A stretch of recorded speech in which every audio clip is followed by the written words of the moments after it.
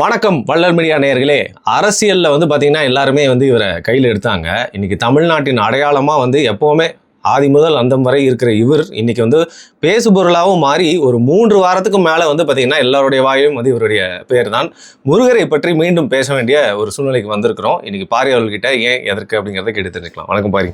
வணக்கம். அதாவது மாதம் முருகன் மாதம் அப்படின்னு ஒருத்தர் சொன்னாரு, முருகன் சீசன். அவர் எப்பவுமே சீசன்ல தான் இருக்காரு. ஆனா நம்ம எல்லாருமே பாத்தீங்கன்னா பேச வேண்டிய சூழ்நிலைக்கு தள்ளப்பட்டோம். நான் உங்ககிட்டே கேட்டேன்னு நினைக்கிறேன். வேலை எடுக்காத அரசியல்வாதியே தமிழ்நாட்டில் இல்லவே இல்லை. இன்னும் ஜி மட்டும் தான் எடுக்கல. அவரும் ஒரு சான்ஸ் கிடைச்சா எடுத்துருவாப்ல. அப்படி இருக்கிற இந்த சூழ்நிலையில பாத்தீங்கன்னா திரிவிக்ரம் படத்தினால தான் அந்த ஜூனியர் என்டிஆர் படத்தை பத்தி நம்ம ஏற்கனவே பேசியிருந்தோம். அதுல உங்களுக்கு நிறைய கருத்துக்கள் இருந்துச்சு. இப்போ வெற்றிமாறன் உடைய அந்த ப்ரோமோ வந்தது. நான் பார்த்தா எந்த ஃபேன் மேட் போல இருக்குன்னு பார்த்துட்டு உள்ள போகாம தூங்கிட்டேன். வெற்றிமாறனுக்கும் முருகர் படத்துக்கும் என்னங்க சம்பந்தம் அப்படின்னு சொல்லிட்டு அப்புறம் பார்த்தா அடுத்த நாள் அது உண்மையான வீடியோ அப்படின்னு தெரிஞ்சது. அப்போ வரண்டா அந்த பாட்டு பார்த்துருக்கீங்க ஃபுல்லா. ஸோ நிறைய விஷயங்கள் இருக்கும் உங்களுக்கு பேசுறதுக்கு. ஏன்னா அது அறிவுமதி இருக்கார் இல்லையா, அவருடைய ஒரு தமிழ் முருகன் புத்தகத்துல இருந்து தழுவப்பட்டதுன்னு சொல்றாங்க. ஸோ சொல்லுங்க. தமிழ் முருகன் அப்படின்னு சொல்லி ஒரு ஃபர்ஸ்ட் லுக் டீசரா அதுன்னு சொல்லிட்டு ஒரு ஏஐல ChatGPTலயோ எதுலையோ போட்டு கேட்டு அப்படிதானுங்க. ஏஐ தானேங்க அது. இன்னைக்கு எதனாலும் அப்படி பண்ணிடலாம். ஏஐ தான். ஸோ ஏஐல ஒரு சின்ன ஒரு ப்ரொமோ, பட் மியூசிக் ஒரு ஏஐல பண்ணியிருக்காங்கன்னு நினைப்பீங்க. இல்லை, சாய் அபியங்கர் பண்ணியிருக்காரு. பேரில் மட்டுமே இசையை கொண்ட அபியங்கர் கண்டிப்பாக பார்த்தீங்கன்னா ஏஐ கிட்ட தான் போட்டிருப்பாருங்கிற நான் தெரியல. அது ஏதோ இன்ஸ்பிரேஷன். நம்ம ஏதோ ஒரு காத்தாடி கிளப்னு சொல்ற ஒரு இசையமைப்பாளர் ஒருத்தர் இருக்காரு. அந்த இசையமைப்பாளர்கிட்ட இருந்து இன்ஸ்பயர் ஆகி இவர் எடுத்திருக்கிறதாக சொல்லப்படுகிறார்கள் செய்திகள். எனக்கு அனிருத் மாஸ்ட்ரோ இளையராஜா போல் தெரிகிறார் அப்படிங்கிற ஒரு காலகட்டத்தில் வாழ்ந்துட்டு இருக்கோம். ஸோ அங்கே அனிருத், அதற்கு நேர் எதிராக இங்கே சாய் அபியங்கர் அப்படின்னு சொல்லிட்டு, நீ வாசிக்கிறது வாத்தியமா நான் வாசிக்கிறது வாத்தியமா வாட்சி காட்டுங்கட்டு ஏதோ முட்டாய் விளம்பரத்துக்கு 2 பேரும் வாசிப்பாங்கல்ல, அந்த ஆட் பாத்தீங்களா? அது பண்ணியிருந்தாங்க அது மாதிரி. அந்த மாதிரி 2 பேரும் இப்போ வாட்சி காட்ட போறாங்க. சரி வாட்சி காட்டுங்கன்ட்டு அதுல ஒரு சின்ன ப்ரோமோ வருகிறான் முருகன் வருகிறான்னு சொல்லிட்டு ஒரு சின்னதா உதயநிதி பாட்டு.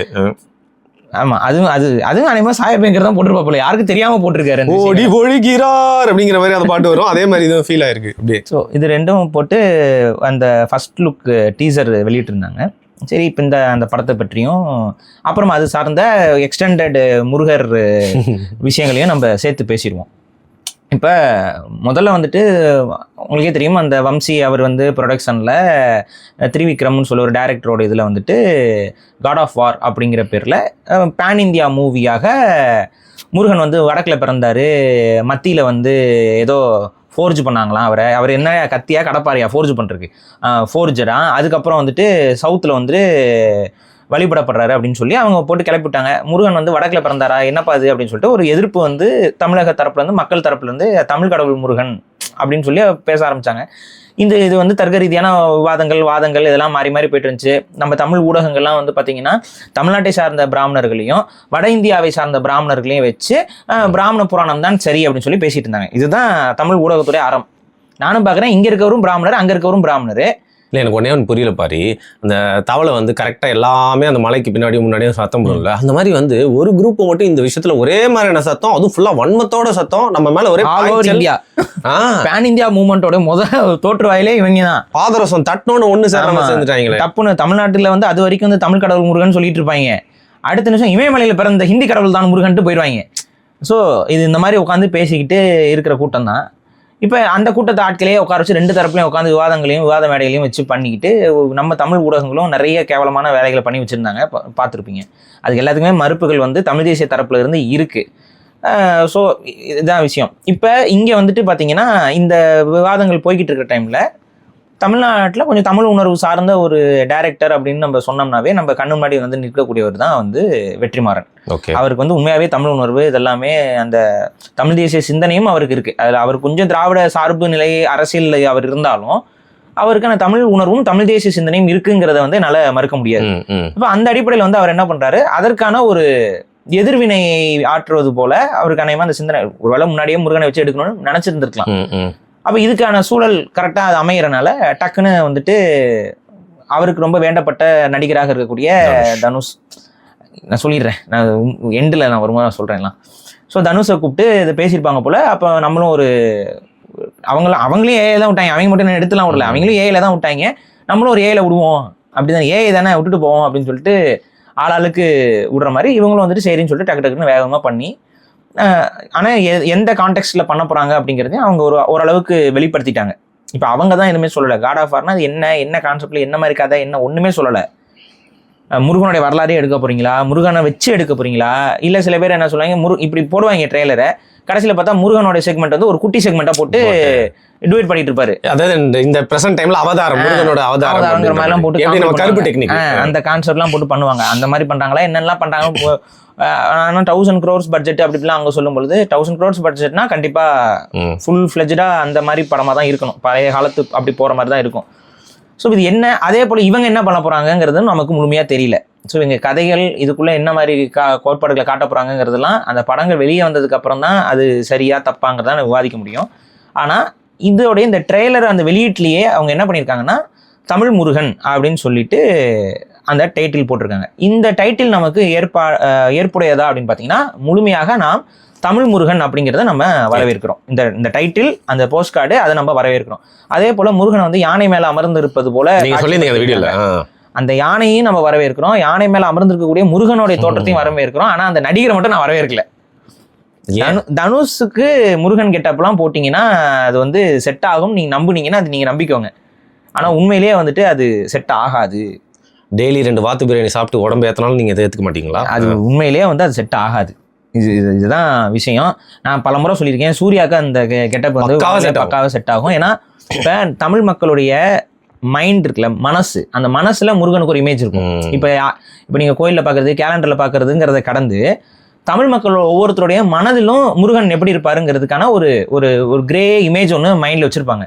அந்த இமேஜோட உங்களோட நடிகர் வந்து செட் ஆயிட்டாரு அப்படின்னா ஒர்க் அவுட். ஆனா நீங்க கொஞ்சம் யோசிச்சு பாருங்களேன், அந்த இமேஜோட தனுஷ் செட் ஆவாரான்னு நீங்க இப்ப சும்மா கற்பனையில இப்ப அந்த இமேஜ் கூட அப்படி தனுஷோட அப்படி ஒரு மேக்கப் போட்டு நிப்பாட்டி பாருங்களேன். இந்த நேரத்துல தான் அதை சொல்லி ஆகணும். நான் எல்லாம் நம்ம எண்ணத்தை பொறுத்து தான் இருக்கு. எண்ணம் போல் வாழ்க்கை, எண்ணம் போல் தான் வாழ்க்கை. அதை நீங்க முருகனா நினைச்சா அந்த எண்ணத்துல உங்களுக்கு முருகனா நினைச்சு பாத்துக்கணும், நம்ம பார்க்கணும். சரி, இதுல நான் இப்போ ஒன்று சொல்றேன். அந்த பர்மா எல்லாம் போய் லவ் பண்ண மாதிரி ஒரு படம் வருமே, அநேகன் தான் அது. அநேகன் அந்த வந்து அந்த நல்ல பாட்டெல்லாம் நல்லா இருக்கும் அந்த படத்துல. அதுல அதாவது காலம் கடந்து லவ் பண்ணுவாங்கல்ல, அதுல ஒரு அரசர் கெட்டப்ல தனுஷ் வருவாரு, ஞாபகம் இருக்கா?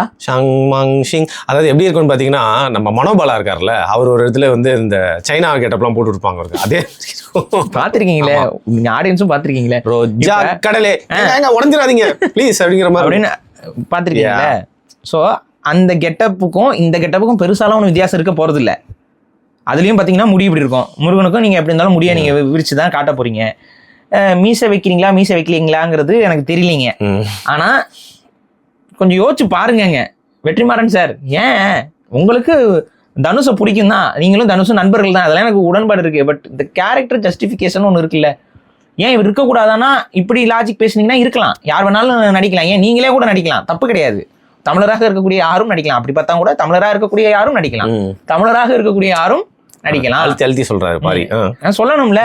ஏன்னா அது என்ன கொஞ்சம் யோசிச்சு பாருங்களேன், அங்கேயும் தெலுங்கு ஆக்டர் இங்கேயும் தெலுங்கு ஆக்டர்னா என்னது இதுக்கு இது எதிர்ப்பா? அப்ப எதிர்ப்பு அப்படின்னா வந்துட்டு சும்மா அந்த பேர்ல மட்டும் இல்லாம அது உண்மையாகவே ஒரு சரியான ஒரு இதா இருந்திருக்கணும். தமிழ் ஆக்டர்கள் யாரையாவது கொஞ்சம் நடிக்க வச்சிருந்துருக்கலாம். என்னுடைய ஃபர்ஸ்ட் ப்ரிஃபரன்ஸ் வந்து சூர்யா இருந்திருப்பாரு. நான் சொல்றேன், சூர்யா நீங்க நடிக்க வச்சிருந்தீங்கன்னா அந்த கெட்டப் கரெக்டா ஜஸ்டிஃபைபிளா இருந்திருக்கும், அப்படியே உட்காந்துருக்கும். அதுவும் ஒரு தலைமுறை கடந்த முருகர் இதா போயிருக்கும். அவங்க ஃபேமிலியும் ரொம்ப முருக பக்தர்கள் தான். இப்போ தனுஷ் அவங்க எப்படின்னு எனக்கு தெரியல, அவங்க குடும்பம்லாம் என்னன்னு தெரியல எனக்கு. பட் சூர்யா குடும்பம் வந்து உண்மையிலேயே முருக பக்தர் தான். உங்களுக்கே தெரியும், சூர்யாவுடைய இயற்பெயர் சரவணன், அப்பா சிவகுமார், அவரே முருகரா பல வாட்டி. அவங்க ஃபேமிலியே வந்து பாத்தீங்கன்னா ஒரு திருவிளையாடல் ஃபேமிலி தான் அது. ஸோ இப்போ ஆட்டோமேட்டிக்கா பாத்தீங்கன்னா முழுசா உங்களுக்கு புரியும். அப்ப அவங்கள மாதிரியான நடிகர்களை நீங்க நடிக்க வச்சிருந்தீங்கன்னா இன்னும் கொஞ்சம் இது ஜஸ்டிஃபைபிளா. இந்த நேரத்துல அப்படியே கையை அப்படியே சொல்லிடுறாரு, என்ன விட்டா Vetrimaaran getup, Sai Abhyankar getup, Dhanush getup, எல்லா கெட்டப்பையும் நானே போடுவேங்க. யாரு? விக்ரம் தான், வேற யாரு? விக்ரமுக்கும் செட் ஆகும். பட் இது வந்து முருகனை வந்து ஒரு இளம் தலைவர் அப்படிங்கிற கான்செப்ட்ல காட்டும் பொழுது அப்படிங்கும்போது விக்ரம் அவருக்கு இந்த ஏஜ் வந்து கொஞ்சம் ஒரு பெரிய எலிஜிபிள் ஒரு ஏஜ் ஃபேக்டர்னு ஒன்று இருக்கும். அது வந்து அவர் வந்து எவ்வளவு இளமையா காட்டினீங்கனாலும் மனுஷன் அப்படி சொன்னீங்கன்னா உடனே கோச்சிக்கிட்டு காலேஜ் ஆக்டர் மாதிரி வந்துருவாப்ல. ஏற்கனவே கொஞ்சம் இளமையா வந்துருவாப்ல. அவர் நீங்க ஏதாவது சேலஞ்ச் பண்ணீங்கன்னா ஓஹோ அப்படின்ட்டு வந்துருவாப்ல. ஆனாலும் கதை கிடைக்கணுமே.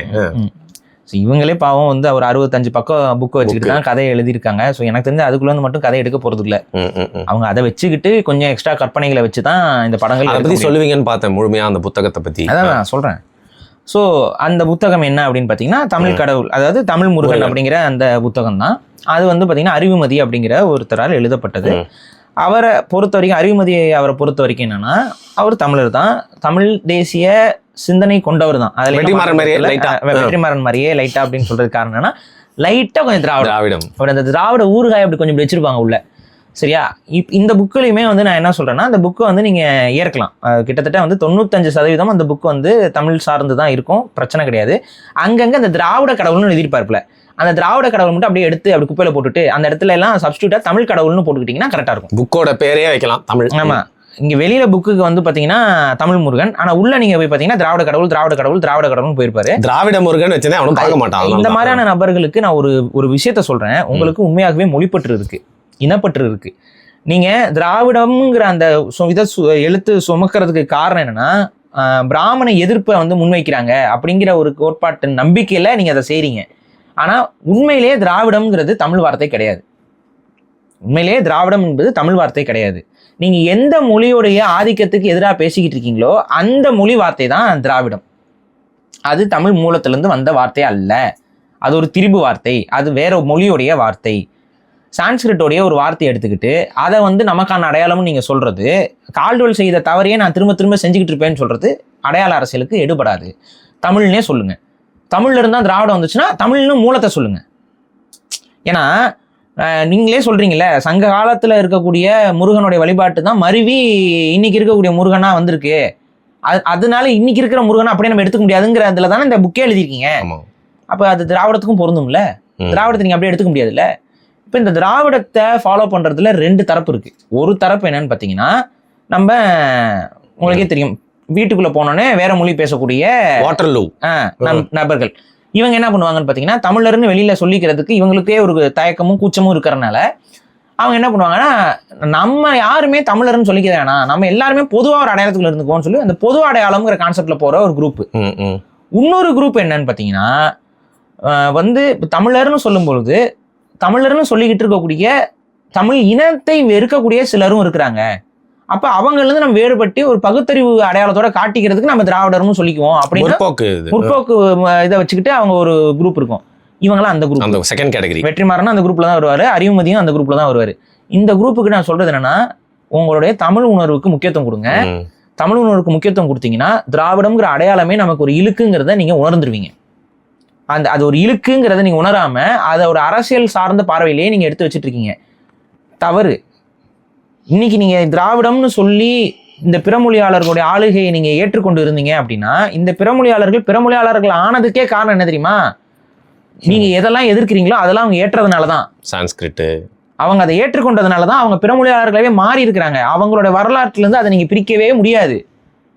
இப்ப முருகன் வடக்குல பிறந்தான்னு சொன்ன உடனே கோவம் எவனுக்கு வருது? தமிழனுக்கு மட்டும்தான் வருது. இந்தியாவில் இருக்கக்கூடிய வேற எந்த ஸ்டேட்டுக்காரனுக்கும் அதை புரிஞ்சுக்கிற அளவுக்கும் கூட தாட் வரல. புரியுதா? ஆந்திராக்காரனுக்கு வரல, கேரளாக்காரங்க எல்லாம் முருக பக்தர்கள் அத்தனை பேர் இருக்கானுங்க. நீங்க பழனிக்கெல்லாம் போய் பாருங்களேன், மலையாளிஸ் எவ்வளவு பேர் வராங்கன்னு போய் பாருங்க. நிறைய பேர் தமிழ் ஆளுங்களுக்கு அப்புறம் அதிகமா முருகரை தரிசிக்கிறது ஏன் மலையாளிஸ் எதுவுமே யாருமே வந்துட்டு இதுக்கு ஒரு எதிர்ப்பே தெரிவிக்கல. இப்ப கேரளாவும் சவுத்துல தானே இருக்கு. நார்த்ல முருகன் வந்திருக்கான்னு சொல்ல கேரளால இருந்து எதிர்ப்பு வந்திருக்கணுமா வந்திருக்கல, ஏன் வரல கொஞ்சம் யோசிங்க. ஆனா இதே கேரளால முருகனை கொண்டாடும் பொழுது அந்த தமிழ் பாட்டுக்கு எல்லாரும் வைப் பண்ணிட்டு இருந்தாங்க. ஞாபகம் இருக்கா? அந்த இவர் நம்ம அந்த ஈழத்தமிழ் பாடகர் ஒருத்தர் போட்ட ஒரு மாசம் அந்த பாட்டுக்கு எல்லா மலையாளிகளும் வந்துட்டு மதங்கள் எல்லாம் கடந்தும் கூட வைப் பண்ணிட்டு இருந்தாங்க, பார்த்திருப்பீங்க. ஆனா ஏன் எதிர்ப்பு வரல? இப்ப புரியுதா? ஏன்னா ஆரியத்தை ஏற்றுக்கொண்டவர்கள் எப்படி பாத்தீங்கன்னாலும் தமிழன் ஒருத்தன் தான் அதை எதிர்த்து நிக்கிறான். அதனாலதான் அந்த ஆரிய புராண கதைகளை நம்ம எதிர்க்கிறோம்னு சொல்லிட்டு நம்ம தமிழ் உணர்வுல இருந்து அந்த எதிர்ப்பு வருது. திராவிடம் எதிர்த்துச்சா? கொஞ்சம் யோசிங்க. இந்த தமிழ் கடவுள் முருகன் சொல்லி பேசும்பொழுது எதிர்ப்பு எங்க இருந்து? தமிழ் தேசிய தரப்புல இருந்தா முதல்ல வருது. கண்டுக்கவே இல்லை பாரு. திராவிடம் அது அப்படியே கடந்து போய்கிட்டு இருக்கு. அது ஒன்றும் பெருசா அதுக்கு வந்து எஃபர்ட் போடல. அப்படி இருக்கும்பொழுது அறிவுமதி போன்ற நபர்கள் இதையும் சீர்தூக்கி பார்க்கணும். உங்களை வந்து நாங்க வந்து பழிக்கல, உங்களோட சிந்தனை ஓட்டத்துல இருக்கக்கூடிய இந்த ஒரு தடையை வந்து நீங்க மீளாய்வு செய்யுங்க. நான் வந்து வேற எதுவுமே மீளாய்வுக்கு உட்படுத்துங்க. திராவிடத்தை மீளாய்வுக்கு உட்படுத்துங்க. ஒரு தமிழ் தேசியவாதியாக, ஒரு தமிழனாக ஒரு கோரிக்கையாக வைக்கிறேன்.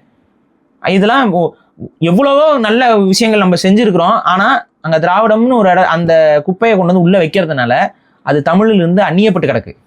அதை அந்நியப்படுத்தாதீங்க. ஸோ இந்த புத்தகமும் அது மாதிரி தான். இந்த புத்தகத்தை பொறுத்த வரைக்கும் 95% கருத்துக்கள் வந்து தமிழ் தேசிய கருத்துக்கள் தான். ஆனா ஆங்காங்கே அவர் திராவிடம்னு சொன்னதுனால நம்மிடம் இருந்து அந்நியப்பட்டு கிடக்கு. ஸோ இதுதான் இங்க பிரச்சனை.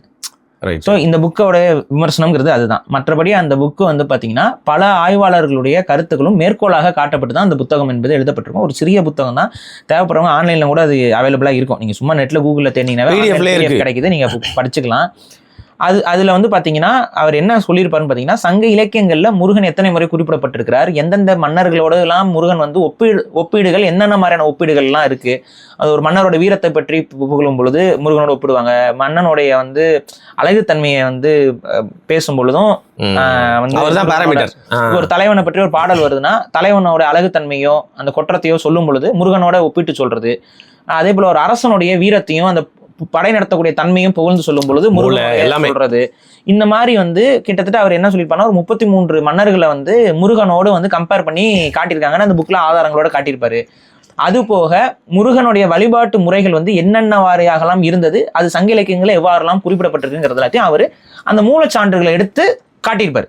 இன்னொரு இன்ட்ரெஸ்டிங்கா இருந்துச்சு, குறிஞ்சியில இருந்து தோன்றினார். இப்ப குறிஞ்சியின் மட்டும் தானே எல்லாருமே வழிபட்டணும். ஆனா நெய்தல் வரைக்கும் எப்படி வந்தாரு, எப்படி குமரி கண்டத்துக்கே அவர் வந்து பாத்தீங்கன்னா எல்லா மக்களும் குமரி கண்டம்ங்கிறதே வந்து பாத்தீங்கன்னா சரி நம்ம அது ரொம்ப டீப்பா போனோம். ஸோ அந்த புக் வந்து நீங்க வாங்கி பாருங்க. அந்த புக்ல வந்து சொல்லப்பட்ட கருத்துக்கள் 95% கருத்துக்கள் வந்து ஏற்புடைய கருத்துக்கள் தான். அதுல இப்ப நம்ம வந்து மாற்று கருத்துக்கள் 1-2 இருக்கு. பட் அதை நம்ம இப்ப பேசிக்க வேண்டிய அவசியம் இல்லை. இப்ப இங்க வந்து பாத்தீங்கன்னா இந்த புத்தகத்தை தழுவி இந்த படத்தை எடுக்கிறாங்க அப்படிங்கும் பொழுது இந்த புத்தகம் வந்து கதை கரு கொண்டதான்னு பார்த்தா இல்லை. இந்த தமிழ் முருகன்கிற இந்த புக்குமே வந்துட்டு ஒரு கதை. இப்போ வேல்பாரி நாவல் அப்படின்னா அது ஒரு நாவல். அந்த நாவல் என்ன குப்பைங்கிறது நமக்கு தெரியும். ஸோ அது நாவலாக இருக்கிறத நம்ம படிச்சிருக்கனால அந்த நாவலே குப்பை, அதுல எப்படி இன்ஸ்பயர் ஆகி நீ படம் எடுத்தினா அது குப்பையா இருக்கும்னு சொல்லிட்டு வேல்பாரி படத்தை நம்ம ஆரம்பத்திலே குப்பைன்னு சொல்லிடுறோம். ஆனா இப்ப இந்த இதுல வந்து பாத்தீங்கன்னா இது வந்து தொகுப்பு, கலெக்ஷன் ஆஃப் இன்ஃபர்மேஷன், சங்க இலக்கியத்துல கிடைக்கப்பட்ட கருத்துக்களுடைய தொகுப்பு தான் இது. அந்த தொகுப்புல நமக்கு அங்க ஒரு கதை இல்லை, சில குறிப்புகள் தான் உண்டு. முருகன் அழகானவன், வீரமானவன், கோபம் கொண்டவன், இந்த மாதிரியான குறிப்புகள் அதுல உண்டு. இப்ப இந்த குறிப்புகளை வச்சுக்கிட்டு நீங்க தான் கதையை பிணையணும். யாரோட அவன் சண்டை போட்டான், புரியுதா? இப்போ படை வீடுகளை பற்றி குறிப்புகள்லாம் இருக்கு. இப்போ இந்த படை வீடுகள் ஒவ்வொரு படை வீடுகளும் ஒவ்வொரு பகை அதெல்லாம் நம்மளுடைய நம்பிக்கையாக இருக்கிறது. இப்போ இதெல்லாம் எப்படி நீங்கள் வந்து காட்ட போறீங்க? அந்த படையினா அந்த போர் வீரர்கள் என்ன மாதிரியான போர் பயிற்சி மேற்கொண்டாங்க, இதை எப்படி காட்ட போறீங்க?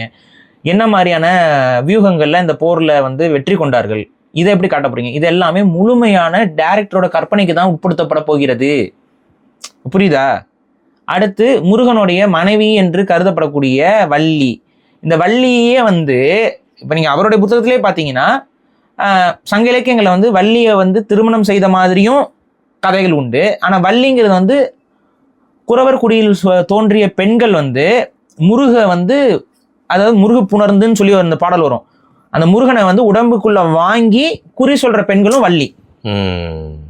புரியுதா? அப்படியும் குறிப்பு இருக்கு நமக்கு. அப்ப இந்த மாதிரியான குறிப்புகளை வச்சு நீங்க வந்து காட்டும் பொழுது இப்ப வள்ளிக்கும் முருகனுக்கும் காதல் இருக்க மாதிரி எல்லாம் இந்த மாதிரியான செக்மெண்ட்ஸ் எல்லாம் இந்த படத்துக்குள்ள கொண்டு வர போறீங்களா? இது எல்லாத்தையும் வச்சு பார்த்துட்டு தான் நம்ம அந்த படம் வந்து தமிழ் கடவுள் முருகனுக்கு உகந்த படமா இல்லை அது சரியில்லாத படமாங்கிறத நம்ம படம் வந்ததுக்கு அப்புறம் தான் முழுமையா பார்த்துட்டு தான் விமர்சிக்க முடியும். இல்லை குறைஞ்சபட்சம் அதோட ட்ரெய்லரு இது எல்லாத்தையும் அந்த ஏஐலாம் இல்லாம உண்மையான நடிகர்கள் நடிச்சு அவங்களோட டயலாக்ஸ் எல்லாம் வரும் பொழுதுதான் என்ன மாதிரி மொழி பேச போறாங்க.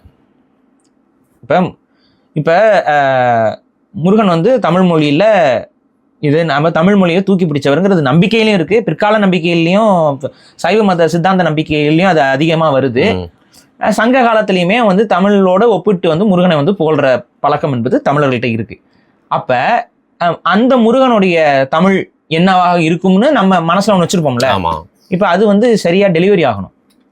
அப்ப தூய தமிழ் நடையில டயலாக்ஸ் வந்து எழுதணும். அது மாதிரி பண்ண போறாங்களா? இது ஏன் நான் சொல்றேன் அப்படின்னா இப்பவே ட்ரோல் ஒன்று வர ஆரம்பிச்சிருச்சு. நீங்க ஐயோ பாத்துருப்பீங்க. அது எனக்கு சுத்தமா பிடிக்கலங்க. மத்த இது இப்போ வெற்றிமாறன் படத்தை கோயம்புத்தூர் வச்சு இருந்தா எப்படி இருக்கும் அப்படின்ற மாதிரி இருந்துச்சு, ஓகே. ஆனா இது வந்து திருவிளையாடல் படத்துல சிவாஜி சிவன் இருக்கார்ல, அவரு பார்வதி முருகன்லாம் கொஞ்சம் கொச்சையான வார்த்தை பேசுற மாதிரி இருந்துச்சு. அது நல்ல டேஸ்ட்ல இல்ல அது. இல்ல நம்ம இவருடைய டயலாக்ஸ் எடுத்து அங்க போடுறாங்க. இவர் டயலாக்ஸ் அப்படி இருந்திருக்குல்ல. இப்ப வெற்றிமாறன் அவரோட நம்ம புகழ்றதுக்கு நிறைய இருந்தாலும் சில பிரச்சனைகள் வந்து பாத்தீங்கன்னா இந்த வட்டார வழக்குல இயல்பான மக்களுடைய மொழிங்கிற மாதிரி, அது இயல்பான மக்களுடைய மொழியில கொச்சை வழக்கு மொழிகள் இருக்கு. கொச்சை வழக்கு மொழிகள் இயல்பாகி விட்டதால் அதையே நம்ம இயல்புன்னு சொல்லிடக்கூடாது. இப்போ புரியுதா? இன்னைக்கு வந்து பாத்தீங்கன்னா சென்னையில் இருக்கக்கூடிய பல இளைஞர்கள் வந்து கெட்ட வார்த்தையை போட்டு பேசிட்டு இருக்கிறான். இப்படிதான் அவன் பேசிட்டு இருக்காங்கிறதுனால அதுதான் சென்னை இளைஞர்களுடைய இயல்புன்னு நம்ம வந்து நியாயப்படுத்திட்டு இருக்க கூடாது. புரியுதா? தவறுனா தவறு தான், எவன் செஞ்சாலும் தப்பு தான். தீய சொற்கள் அவச்சொற்கள் பேசுறது தவறுனா தவறு தான், அதை நியாயப்படுத்தக்கூடாது. இப்ப இன்னைக்கு இருக்க தமிழர்கள் இப்படி பேசுறாங்க, அன்னைக்கு இருக்க தமிழர்கள் அந்த மாதிரி ஏதாவது பேசியிருப்பாங்களான்னு சொல்லிட்டு பேச வச்சா சரியா வருமா? ஐயோ நீங்க என்னங்க புது பயத்தை உள்ள நான் என்ன சொல்றேன்னா, ஏன்னா இவங்களோட சிந்தனை அத்தகையதாக இருக்கிறது. அந்த சிந்தனை இதுக்குள்ள கொண்டு வந்துடாதீங்கன்னு அவங்களுக்கு ஒரு அட்வைஸ் தான் பண்றேன். கொண்டு வந்தீங்கன்னா பேக் ஃபயர் ஆயிரும். இது வந்து வெளிப்படையா சொல்றேன். நீங்க இப்ப பண்ற ஒரு இது வந்து உண்மையிலேயே விஷப்பரிச்சை. இது வந்து ரொம்ப நுணுக்கமாக கையாண்டிங்கன்னா மட்டும்தான் இது வந்து ஒரு வெற்றி படைப்பாக வரும். இல்லைன்னா பெரிய அளவுக்கு கிரிட்டிசைசேஷனையும் இது வந்து கிரியேட் பண்ணியிருக்க வாய்ப்பு உண்டு. ஏன்னா இது ஒரு கடவுளை பற்றி நீங்கள் எடுக்க போறீங்க.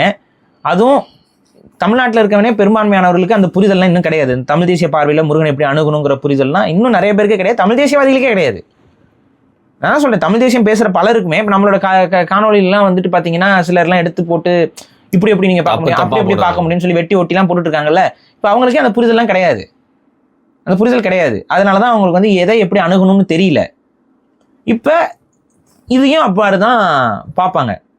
அப்ப இதுல வந்து மக்களோட நம்பிக்கையும் உள்ளடங்கி இருக்குங்கிறதையும் அந்த பொறுப்பையும் முழுமையாக உள்வாங்கி வெற்றிமாறன் அவர்கள் படைப்பை கொடுக்கணும். அது நம்பிக்கை இருக்கு, அதை அவர் செய்வாருன்னு நம்புவோம். சரி, இந்த கொற்றவை மகன் அப்படிங்கிற ஃப்ரேஸ் அதை நீங்க கவனிச்சிருப்பீங்க அப்படின்னு. ஆமா, அது நம்ம சங்க இலக்கியத்துல கொற்றவை மகன் அப்படிங்கிற அடிப்படையில தான் வந்துட்டு முருகன்.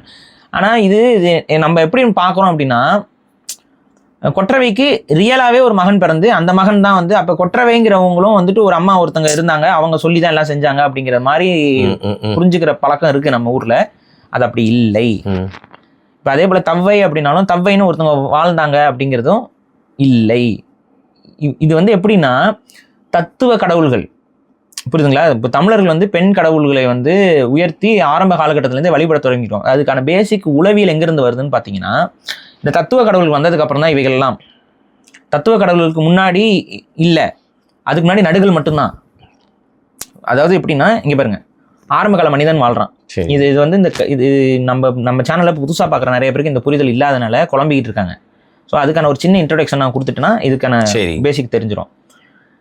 இப்போ எடுத்துக்காட்டுக்கு நான் சொல்கிறேன் பாருங்களேன். இப்போ வந்து மனிதன் வந்து ஆதி காலத்தில் வாழ்ந்துட்டு இருக்கான், அவன் காட்டுவாசியாக இருக்கான். இப்போ இந்த காட்டுவாசியாக இருக்கும் பொழுது நீ எல்லாம் ஒன்றா நண்பர்களாக இருக்கிறாங்க. அப்படி நண்பர்களாக இருக்கும்போது ஏதோ ஒரு சிங்கமோ புலியோ கரடியோ அந்த கூட்டத்துக்குள்ளே வருது. அந்த கூட்டத்தில் அந்த மக்களுக்காக இருக்கக்கூடிய யாராவது ஒருத்தன் அந்த விலங்கினத்தோட போய் சண்டை போடுவான். அன்னைக்கு அவன்கிட்ட வெறும் கற்கால ஆயுதங்கள் தான் இருக்குது. இந்த கற்கால ஆயுதங்களோட அவன் போய் சண்டை போட்டான் பார்த்தீங்களா, சண்டை போட்டு புலியோட சண்டை போட்டு செத்துடுறான். புலியோட சண்டை போட்டு செத்துட்டவனே, ஆனால் அவன் போய் சண்டை போட்டு அந்த இதில் அந்த புலிக்கும் அடி காயம்லாம் பட்டுறது, புலியும் செத்துரும். இப்படி இருக்கும்போது ஆனால் புலியோட சண்டை போட்ட உடம்பு என்ன ஆகும்? அவ்வளோதான். ஸோ ஆட்டோமேட்டிக்காக அவனே இறந்துருவான். அப்போ இறந்தோடனே அந்த மக்கள்லாம் பெருந்துயர் கொண்டு, ஐயோ ஆனால் புலிகிட்ட இருந்து நம்மளை காப்பாற்றிருக்கான், அப்போ இவன் வந்து நமக்கு ஒரு கடவுள் மாதிரி, இவன் மட்டும் இல்லைன்னா நம்ம வாழ்ந்துருப்போமா அப்படின்னு சொல்லிட்டு ஒரு புலியோட சண்டை போடுறது ஒரு பெரிய விஷயமா அப்படின்னா இல்லை. ஆனால் அதாவது பெரிய விஷயம் தாங்க. அதாவது என்னன்னா, புலியோட சண்டை போடுறோம்னா கடவுளா கும்பிடுறதா அப்படின்னு அந்த மாதிரி முடியாது. ஆனா அன்னைக்கு அந்த மக்களுடைய இதை காப்பாத்தினவன் கடவுள். அன்னைக்கு அவன் காப்பாத்தினது ஒரு புலியோட தான் சண்டை போட்டான், ஒரு கரடியோட தான் சண்டை போட்டான். ஆனா அவன் காப்பாத்திட்டு அவன் உயிரை விட்டுருக்கான். இங்க கடவுள் தன்மையாக பார்க்கப்படுவது என்னன்னா, மற்றவர்களுக்காக தன் உயிரை தியாகம் செய்யறான் பாருங்க. இந்த இடத்துலதான் அவன் கடவுள் தன்மைக்கு உயர்த்தப்படுறான். அதனாலதான் வள்ளுவருமே என்ன சொல்றாரு, வையத்துள் வாழ்வாங்கு வாழ்வான் வானூரையும் தெய்வத்துள் வைக்கப்படும்னு. ஆனா வையத்துல வாழ்வாங்கு வாழ்பவர்கள் வானத்தில் வாழக்கூடிய தெய்வத்துக்கு ஒப்பாக வைக்கப்படுவார்கள் அப்படிங்கிறதான் பார்வை, புரிதல். அப்ப என்ன பண்றாங்க, மனிதர்கள் இவர்களை கடவுளாக உயர்த்துகிறார்கள். அப்ப அவருக்கு ஒரு நடுகள் வச்சு வழிபடுறாங்க. இதுதான் ஆதிகால தமிழர்களுடைய வழிபாட்டு முறை தொடக்கம். அப்ப நம்ம கூட வாழ்ந்தவன், ரத்தமும் சதையுமா வாழ்ற ஒருத்தன், அவன் ஏதோ ஒரு நமக்காக ஒரு தியாகத்தை பண்ணி நமக்காக ஒரு பெரும் சாதனை செஞ்சு அவன் அவன் இந்த உயிரை வந்து தியாகம் பண்றான் அப்படிங்கும் பொழுது இந்த மக்கள் வந்து அவனை கடவுளாக உயர்த்தி வழிபட தொடங்குறாங்க. அவன்கிட்ட சொல்லுவோம், அவன் வந்து நம்மளை கைட் பண்றாங்கிற ஒரு நம்பிக்கை அவங்களுக்கு இருக்கு. அவங்க என்ன பண்ணுவாங்கன்னா நடுகள் வைப்பாங்க. இன்னைக்கு ஆர்கியாலஜிக்கல் ஆய்வுகள்லயே வந்து பார்த்தீங்கன்னா தமிழ்நாடு முழுக்க நடுகல்கள் கண்டெடுக்கப்பட்டிருக்கிறது. அந்த நடுகளில் இப்போ நான் சொன்னது போல புலியோடு சண்டை போட்டவர்கள், யானையோடு சண்டை போட்டவர்கள், யானையை அடக்கியவர்கள், மக்களுக்காக தன்னோட உயிரை கொடையாக கொடுத்தவர்கள், தியாகம் செய்தவர்கள், கன்னி பெண்கள் இறந்த போன சம்பவத்திலையும் அந்த ஊரே துக்கத்துக்கு போகிற மாதிரி ஒரு சுச்சுவேஷன் வந்துச்சுன்னா அங்கே அந்த கன்னி பெண்களும் வந்து கடவுளாக இவங்க எல்லாத்துக்குமே நடுகள் நமக்கு கிடைக்குது. இதெல்லாம் வந்து கிமு 2க்கு எல்லாமே கிடைக்குது நடுக்கல். இந்த நடுக்கல்லாம் பார்த்தீங்கன்னா அந்த அந்த புடைப்பு இருக்கும், அது வந்து புலியோட சண்டை போட்ட மாதிரி இதெல்லாம் இருக்கும். அப்புறம் தமிழ் எழுத்துக்கள் இருக்கும். இதெல்லாம் நமக்கு நிறைய இடங்கள்ல தமிழ்நாடு முழுக்க கிடைச்சிருக்கு. இதுக்கு முந்தைய வடிவம் என்னன்னா, இந்த எழுத்து இதெல்லாம் உருவாகிறதுக்கு முந்தைய வடிவம் அதுவும் நடுக்கல் தான். ஆனால் அப்போ என்ன பண்ணியிருந்தாங்கன்னு பார்த்தீங்கன்னா, கல் வந்து உங்களுக்கு தெரியும், மனிதனுக்கு கல்லை வந்து சேவ் பண்ணுறதுக்குலாம் அந்த டெக்னாலஜிலாம் இல்லாததுக்கு முன்னாடி அவன் மரத்தையே வந்து ஏதோ ஒன்று மரத்தையோ இல்லை சின்ன சின்ன கற்களையோ வந்துட்டு சுற்றி வைக்கிறது. நீங்கள் கல் வட்டம்னு சொல்லுவாங்க, நீங்கள் பார்த்துருப்பீங்க. இப்போ நீங்கள் ஆதிச்சநல்லூர் இங்கெல்லாம் போனீங்கன்னா கல் வட்டங்கள்னு போட்டு வச்சிருப்பாங்க. அதாவது ஒருத்தர் புதைச்சிட்டு அந்த புதைச்ச இடத்த சுற்றி வட்டம் போட்டு வச்சிருப்பாங்க கல்லை. ஸோ அந்த இடத்துல போயிட்டு அவங்க திரும்ப திரும்ப வழிபடுவாங்க. இதுக்கும் கொஞ்சம் முன்னாடி நீங்கள் போனீங்கன்னா தட்டையாக இருக்கக்கூடிய கற்களை வந்து அடுக்கி ஒரு சின்ன வீடு மாதிரி கட்டி வச்சிருப்பாங்க. இந்த ஒரு 3 பக்கம் கல்லை மட்டும் அடுக்கி, இப்போ நீங்கள் ஸ்டோன் ஹெஞ்ச் இருக்குல்ல அந்த மாதிரி சின்ன சின்ன கற்களை வச்சு அடுக்கி கட்டியிருப்பாங்க. இப்போ நீங்கள் திண்டுக்கல் பக்கம்லாம் மலைகள் பக்கம்லாம் போனீங்கன்னா இன்றளவும் இதெல்லாம் வந்து பார்த்தீங்கன்னா 3000 ஆண்டு பழமையானது, 3000 ஆண்டுக்கு முந்தையது இதெல்லாம். அங்கே என்ன பண்ணுவாங்கன்னா அங்கே உள்ளே போய்ட்டு விளக்கு ஏற்றுறதோ இது பண்ணோ அது ஒரு பழக்கமாக இருக்கும் அந்த இதுக்குள்ளே. அப்போ அங்கே யாரோ வாழ்ந்து யாரோ இறந்தவங்க அப்படி வழிபடுற அது இன்னைக்கெல்லாம் என்ன சொல்லிட்டாங்க, சித்திரக்குள்ளர்களோட வீடுன்ட்டாங்க. ஏன்னா சின்ன சின்ன வீடு மாதிரி இருக்கும், அது பார்க்கறதுக்கு நிறைய வீடு மாதிரி இருக்கும். ஆனால் நிறைய பேர் இறந்துருக்காங்க, அவங்க அப்படி வழிபட்டுருக்காங்க ஏதோ ஒரு காரணத்துக்காக. அது அநேகமா ஏதோ ஒரு போராக இருந்திருக்கலாம், அந்த போர்ல சண்டை போட்டு செத்தவங்களுடைய நினைவிடமா இருக்கலாம், இதெல்லாம் என்னவோ தெரியாது நமக்கு, ஏன்னா அதுல எழுத்து இல்லைங்க. சரி, ஆனா கல்லுகளை அடுக்கி அடுக்கி நிறைய சமாதிகள் மாதிரியான இது கிடைக்குது நமக்கு. ஸோ அதை வச்சு பார்க்கும் பொழுது இப்படிதான் வழிபாடு என்பது தொடங்குது. இப்போ இந்த வழிபாட்டில் நம்ம கூட வாழ்ந்தவர்களை கடவுளாக உயர்த்தி வழிபடக்கூடிய தன்மை என்பது தமிழர்களுடைய ஆதிகால மெய்யியல். இது நம்மளோட மெய்யியல். இது வந்து வேற எந்த இனமும் வேற எந்த நம்பிக்கையும் நம்மளிடம் வந்து கலக்காமல் இருப்பதற்கு முன்பு தமிழர்களாக உருவாக்கி கொண்ட ஒரு நம்பிக்கை வடிவம் தான் இந்த நடுகள் வழிபாடு. இந்த நடுகள் வழிபாடு அடுத்தடுத்து பரிணாமம் அடைய தொடங்குது. சரியா? அப்படி பரிணாமம் அடைஞ்சு வரதான் இதுல ஒரு பரிணாமம் என்ன அப்படின்னு பாத்தீங்கன்னா, சரி இப்ப நடுக்கல்ல வழிபடுறோம், இந்த கல்லா மட்டுமே வழிபடாம அதுல உருவத்தை ஏத்துறது, அது என்ன செயல் செஞ்சாங்களோ அது உருவமா ஏத்துறது, அப்புறம் எழுத்தாக ஏத்துறது, இதெல்லாமும் நமக்கு கிடைச்சிருக்கு. இதுக்கு அடுத்து என்ன பண்றாங்கன்னா, மனுஷனோட மூளையெல்லாம் கொஞ்சம் கொஞ்சமா வளருது, அவனுக்கு அறிவு வளருது, நாகரிகம் வளருது. அப்ப என்ன பண்றான், அந்த காலகட்டத்துல அவனுக்கு வந்துட்டு பெண்கள் பெரிய தியாகங்கள் செய்யறாங்க, பெண்கள் இதெல்லாம் பண்றாங்க. ரெண்டாவது, நமக்கு இயல்பா பிறக்கும் போது நமக்கு நம்மளை யாரு சின்ன வயசுல இருந்து வளர்ப்பா? ஆமா. இப்போ எந்த பையனுக்குமே உங்களுக்கு உங்க வாழ்க்கையில நீங்க அதிகமா கடமைப்பட்டிருக்கக்கூடிய ஒருத்தவங்க யாரு அப்படின்னு பார்த்தீங்கன்னா தாய் தான். அப்ப ஒட்டுமொத்த மாந்தர்களுக்குமே தாய் தான் ஒரு ஒரு டிவைன் இது, கடவுளுக்கு நிகரா. நீங்க இப்ப உங்ககிட்ட வந்துட்டு எல்லா பெண்களையும் நீங்க கடவுளா பாக்குறது அது வேற. இப்ப உங்ககிட்ட மைக் நீட்டு உங்களுக்கு கடவுளாக இருக்கக்கூடிய ஒரு மனிதர் யாருன்னு கேட்டா நீங்க யாரை சொல்லுவீங்க? ஆட்டோமேட்டிக்கா 99% ஆஃப் த பீப்புள் யாரை சொல்லுவாங்கன்னா அவங்க அம்மாக்களை தான் சொல்லுவாங்க. ஸோ இதோடைய ஒரு வடிவம் தான் தாய் வழிபாடு. இப்போ இந்த தாய் வழிபாடுன்னு வரும்பொழுது இங்கே தான் என்ன பண்ணுறாங்கன்னா, ஒரு பெண் தெய்வ உருவகத்தை கொண்டு வந்து அந்த பெண் தெய்வ உருவகத்தை வந்து படைப்புக்கும், அந்த பெண் தெய்வத்தை வந்து வீரத்திற்கும், அந்த பெண் தெய்வத்தை வந்து ஒவ்வொரு மனிதனுக்கு தேவையான செல்வத்திற்கும், இந்த மாதிரியான தன்மைகளில் பிரிக்கிறாங்க. இதெல்லாம் தத்துவார்த்த கடவுள்கள். புரியுதா? இப்போ கொற்றவைன்னு ஒருத்தவங்க ஒரு ராணி இருந்தாங்கன்னா அப்படி அப்படி அப்படி எடுத்துக்க கூடாது, லிட்டரலா அப்படி எடுத்துக்க கூடாது, டைரக்ஷன்ஸ்ல எடுத்துக்கூடாது. சரியா? மேபி யாராவது ஒரு ராணி வந்து கொற்றவைங்கிற பேர் இருந்திருக்கலாம். ஆனா அப்படி நம்ம அதை தான் அவங்கள தான் நம்ம சாமியா கும்பிடுறோம்னு நம்ம எடுத்துக்க வேண்டியது இல்லை. ஸோ கொற்றவைங்கிறது வந்து பார்த்தீங்கன்னா பெண் தெய்வ வழிபாடு. இது வந்து ஒரு பிலாசபிக்கல் ஒரு ஐடல். அந்த பிலாசபிக்கலாக வந்துட்டு நம்மளுடைய ஆதி தாய் அப்படின்னு சொல்லி எடுத்துக்கிறோம். இப்போ நம்ம தவ்வையை பற்றி போன காணொலிகளில் பார்த்துருப்போம், அது பார்க்கணுங்கிறோம், அந்த காணொலி பாருங்க. இப்போ தவ்வையும் நம்மளுடைய ஒரு தாய் தெய்வ வழிபாட்டுடைய ஒரு நீட்சி தான். ஆக்சுவலாக சிலர் வந்து கொற்றவையும் தவியும் ஒரே கடவுள்னு சொல்ற போக்கெல்லாம் கூட இருக்கு. கொற்றவைங்கிறது அதே கடவுளுடைய போர் வடிவம், தவ்வைங்கிறது அதே பெண்ணுடைய ஒரு சாந்தமான வடிவம்ங்கிற மாதிரி தான் பார்க்கப்படுறவங்களும் இருக்கு. இது ஒரு கருத்து. ஆனா இப்போ ஒரு பேச்சுக்கு நம்ம 2 இருவேறு தெய்வங்களாவே நம்ம வச்சுக்கோமே. இப்ப இந்த தாய் தெய்வ வழிபாட்டுல தவ்வைங்கிற தெய்வம் வந்து பொருளுக்கான ஒரு அடையாளமா இருக்கு. செல்வம், பொருள், செல்வம், ஃபெர்டிலிட்டி. அதே இதுல கொற்றவை தாய்ங்கிறது வந்து வீரத்திற்கான ஒரு அடையாளமா, ஒரு போருக்கான அடையாளமா கொற்றவை தாய் வந்து நமக்கான தெய்வமா இருக்கு. இதெல்லாம் இந்த முருகன் அப்படிங்கிற இந்த நபரோ இல்ல கடவுளோ அந்த தோற்றத்துக்கு முந்தையதாகவே இருந்திருக்கணும். அப்படி இருந்ததுனால தான் முருகனுடைய தோற்றத்துல வரும் பொழுது முருக கடவுளை வந்து இந்த கடவுளோட என்ன உறவு முறையில கொண்டு வரணும்னா முருகன் வந்து கொற்றவையுடைய மகன் அப்படிங்கிற ஒரு நம்பிக்கைகளை கொண்டு வராங்க. ஏன்னா முருகன் வந்து போர்க்கடவுள், ரைட்டு. கொற்றவையும் தமிழர்களுடைய ஆதி போர்க்கடவுள். அப்ப இந்த ஆதி போர்க்கடவுள்ல இருந்து இன்னொரு போர்க்கடவுள் அப்படின்னு நம்ம ஒருத்தரை கொண்டு வந்து சேர்க்கிறோம் அப்படின்னா அப்ப இவர் யார்? இவருக்கு பையன் மாதிரி. அவர் தாய்ங்கும் போது ஆட்டோமேட்டிக்கா பையன் மரியாதை. அந்த ஒரு கான்செப்ட்ல கொற்றவையுடைய மகன் அப்படிங்கிற மாதிரி எடுத்துக்கொள்ளப்படுகிறது. இப்படிதான் நான் பாத்துக்கிறேன். இல்ல கொற்றவைன்னு ஒருத்தங்க இருந்தாங்க, அவங்களுக்கு இவர் சன்னா இருந்தாரு, இதுதான் புராணமா போச்சானா அதுக்கான வாய்ப்பு இருக்கானா பெரிய அளவு வாய்ப்பு இல்லை. ஏன்னா இதெல்லாம் தெய்வங்கள்ங்கும் பொழுது மனிதன் வந்து தன்னுடைய புரிதலுக்கு தகுந்த மாதிரி தெய்வங்களை உருவாக்குகிறான். இதுதான் லிட்ரலா, இதுதான் உண்மை. இப்படிதான் எல்லா மதங்களும் உருவாகுது. ஒவ்வொருத்தனும் நம்மளால இறை ஆற்றலை புரிஞ்சுக்கிற தன்மைக்கு தகுந்த மாதிரி நம்மளோட இறைவனுக்கு ஒரு பேரை வச்சு அந்த பேருக்கு தகுந்த மாதிரி ஒரு தன்மையை வச்சு அந்த தன்மைக்கு தகுந்த மாதிரி ஒரு சில கடவுள்கள் வந்து கருணை உள்ளவர்கள், ஒரு சில கடவுள்கள் கோபமானவர்கள், ரெண்டுமே கொண்டவர்கள் இவர்கள் இப்படின்னு மாத்தி மாத்தி மாத்தி மாத்தி அவன் இஷ்டத்துக்கு அவன் ஊருக்கு தகுந்த மாதிரி கதைகளை வச்சுதான் கடவுளும் நம்பிக்கையும் உருவாக்கிட்டு இருந்தான். அப்புறமே மாறி மாறி வரும்போது உன் கடவுள் பெருசா ஏன் கடவுள் பெருசான்னு சொல்லி இந்த கடவுளுக்கு இந்த சக்தி இருக்கு, அந்த கடவுளுக்கு அந்த சக்தி இருக்குன்னு சொல்லி ஏத்தி கொண்டு போயிட்டான். இதான் ஒரு இறையியல்ங்கிறது எப்படி உருவாச்சுங்கிறதுக்கான ஒரு பேசிக்கான டெர்மினாலஜி. இதுல தமிழ் சமூகம்ங்கிறது ஒரு ஆதி மூத்த சமூகம்ங்கிறதுனால பல இறையியல் கோட்பாடுகள் தமிழ் சமூகத்திலிருந்து வேரூன்றி வளர்ந்துருக்கு. அதுலதான் தாய் தெய்வ வழிபாடுடைய தோற்றுவாயே தமிழ் சமூகம் தான். பெண் தெய்வ வழிபாடுகளோட தோற்றுவாய். நமக்கு முந்தைய பெண் தெய்வ வழிபாடெல்லாம் வேற எங்கேயும் இல்லை. ஏன்னா நம்ம தான் இந்த பெண் தெய்வ வழிபாட்டுடைய தோற்றுவாய். அப்ப அதுல வந்து மிக மூத்த தெய்வமாக கொற்றவை, தவ்வை போன்ற மூத்த பெண் தெய்வங்கள். வெளிப்படையா நம்ம சொல்லணும்னா இன்று கொற்றவையை யாரும் வழிபடுவதில்லை.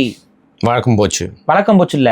கொற்றவைய மாரியம்மனாகவும், கொற்றவைய காளியாகவும், கொற்றவைய துர்க்கை அம்மனாகவும், கொற்றவைய பார்வதியாகவும் இன்னைக்கு இருக்கக்கூடிய மதங்கள் வந்து உள்வாங்கிச்சு. சோ அதேதான் முருகருக்கும் நடந்துருச்சுன்னு இந்த அறிவுமதி அவர்களோட கொற்றவை எப்படி வந்து டேக் ஓவர் பண்ணி தான் சொல்றாங்களே கொற்றவைனா அப்ப என்ன அவங்க என்ன கீர்த்தி சுரேஷன்லாம் கேட்கறானுங்கல்ல சில பேர். இப்ப அவங்களுக்கு தான் நம்ம இதை சொல்ல வேண்டியது இருக்கு.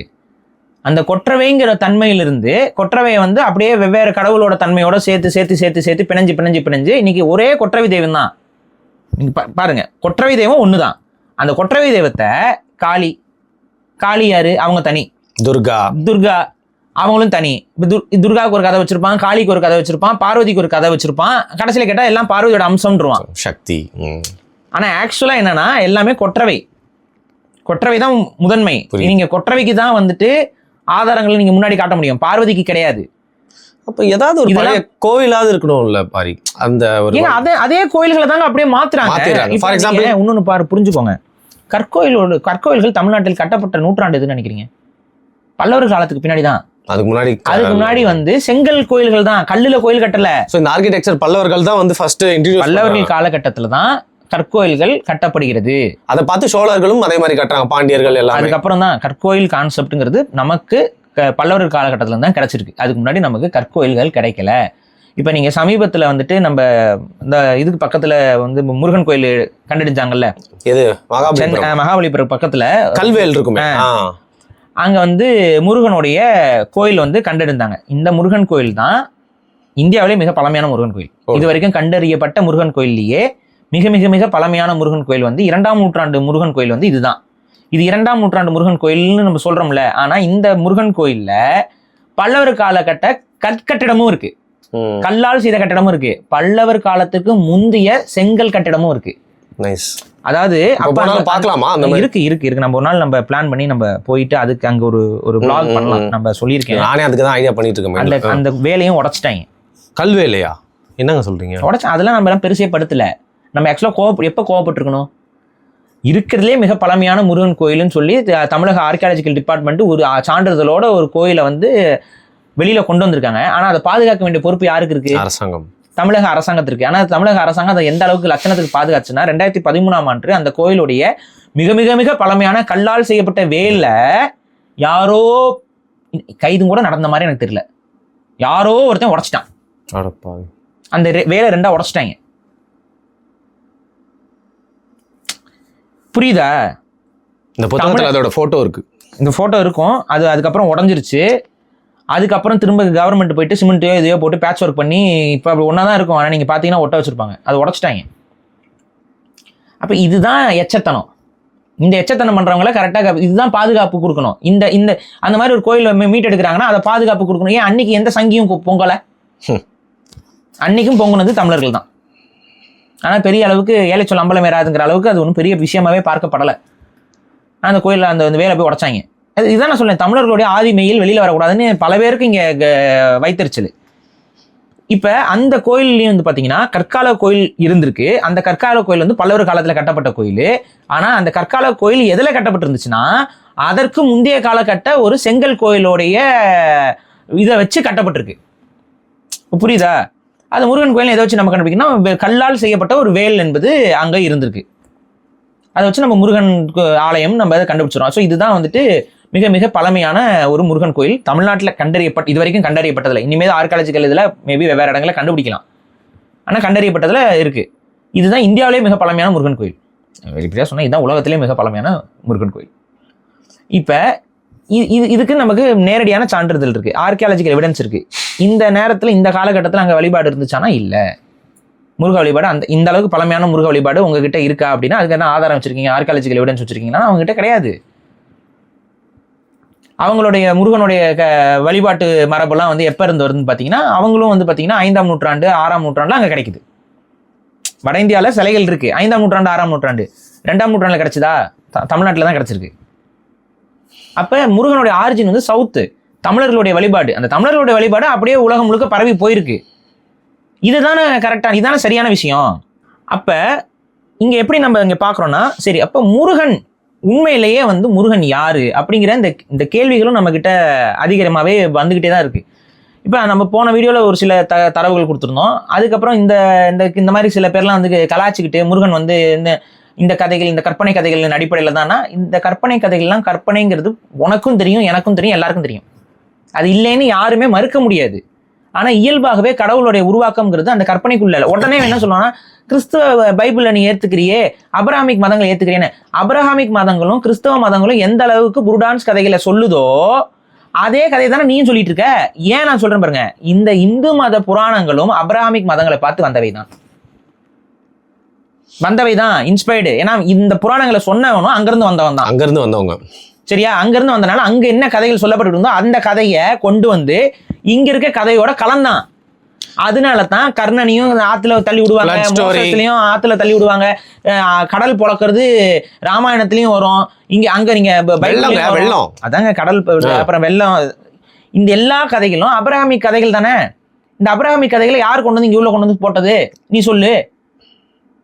இந்த அப்ரஹாமிக் கதைகளை அப்படியே ஃபாலோ பண்ணிக்கிட்டு இருந்த ஒரு குரூப் உள்ள வரும் பொழுது அந்த அப்ரஹாமிக் கதைகளையும் இங்க இருக்கக்கூடிய கடவுள்களையும் கலந்து அவனுக்கு தகுந்த மாதிரி வாய்க்கு வந்ததெல்லாம் சொல்லி இங்க இருக்க முன்னுக்கு பின் முரணான கதைகளை போட்டு வச்சு குழப்பி ஒரு ஐடியாலஜி உருவாக்கி இன்னைக்கு அவங்க வழிபட ஆரம்பிச்சாங்க.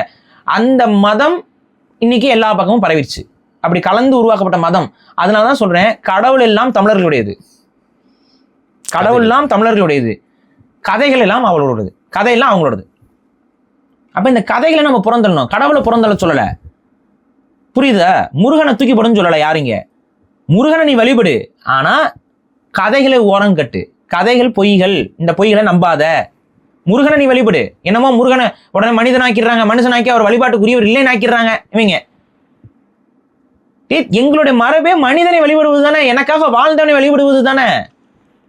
இப்ப இது அப்ரஹாமிக் மதங்களுக்கு யார் இப்ப அப்ரஹாமிக் மதத்தை ஃபாலோ பண்றா? இதுக்கு யார் முட்டு கொடுக்குறாங்களோ அவங்களாம் தான். அப்ரஹாமிக் மதம் என்ன சொல்லுது?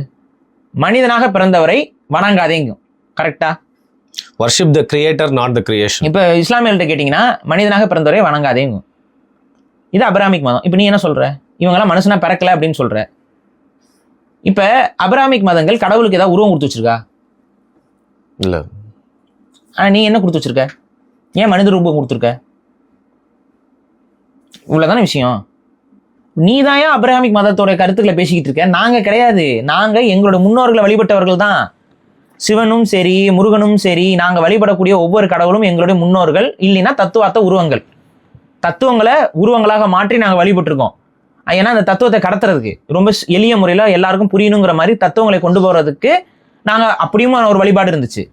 விநாயகர்லாம் அந்த வழிபாட்டு மரபுக்குள்ள வரவர், தத்துவ கடவுள். விநாயகர்னு ஒருத்தர் வாழ்ந்தவரோ இதுவெல்லாம் இல்லை. விநாயகருங்கிறது முழுக்க முழுக்க தத்துவம், அவ்வளோதான். தத்துவ உருவே விநாயகனா, அதான் உண்மை, தத்துவ உருவம் தான்.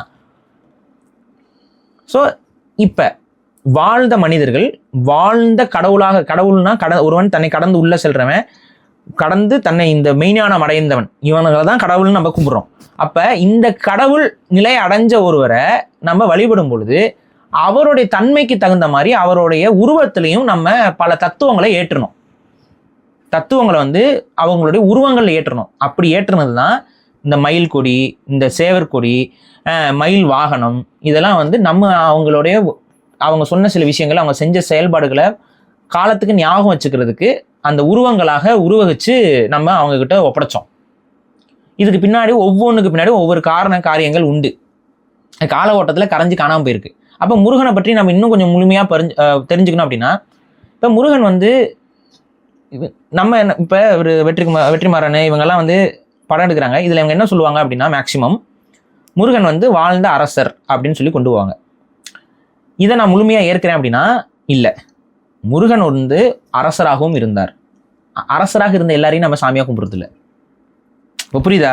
இப்போ ராஜராஜ சோழன் அரசன் தானே, ஆனால் எல்லாருமே கடவுளாக ஏற்றுக்கிறோம். இல்லை, விஜயாலய சோழன் அரசன் தான், நம்ம கடவுளாக கும்பிட்றோம். எத்தனையோ பாண்டிய மன்னர்கள் அரசர்கள் தான், நம்ம உட்காந்து எல்லாம் சாமியாக கும்பிட்டு இருக்கிறோம். இல்லை, நம்ம வந்து அரசர்கள் எல்லாத்தையும் சாமியாக கும்பிட்றது கிடையாது நம்ம பழக்கம்.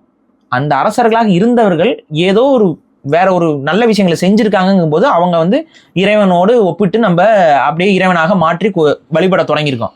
அப்போ முருகன் ஒரு தலைவனாக இருந்திருக்கிறார். ஆனால் அட் த சேம் டைம் அவருக்கு வேற எதுவும் பெருசாக செஞ்சுருக்காப்புல. ஒரு தலைவன் வந்து சும்மா பாதுகாக்கிறது மட்டும் இல்லை, அவர் வேற என்னமோ நிறைய செஞ்சிருக்காரு.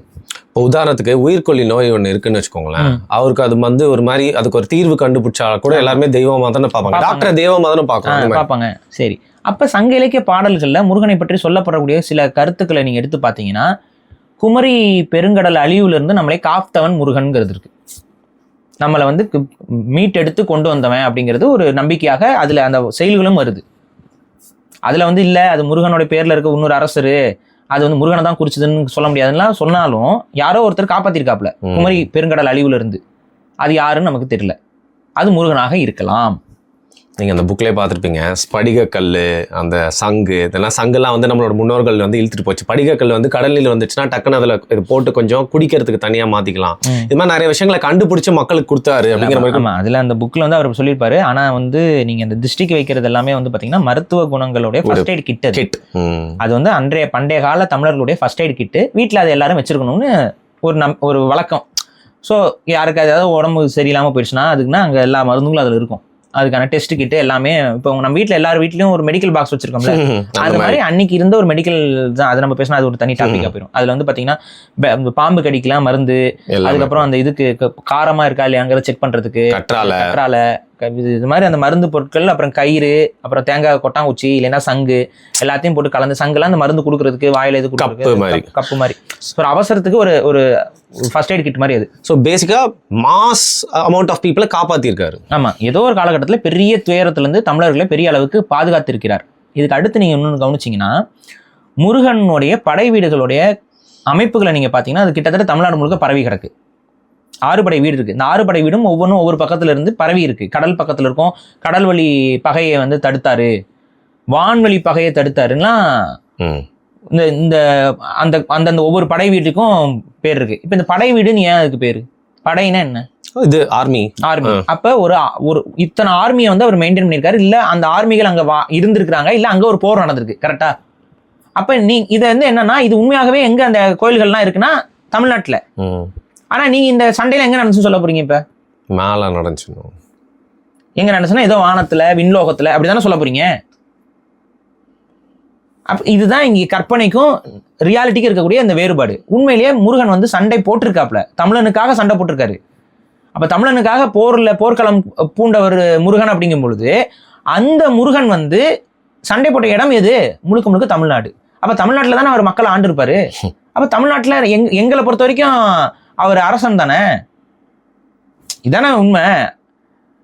நீ சொல்றீல ஏதோ வானத்துல என்னமோ அந்த நீங்க சொல்றதுக்கு கதையெல்லாம் வந்து எனக்கு சொல்றதுக்கே அது கொச்சையா இருக்குன்னு சொன்னோம்னா புரிஞ்சுக்க மாட்டேங்க. சரி நான் சொல்றேன், சிவனுடைய உயிராற்றல் என்னன்னு எனக்கு புரியல, சரியா?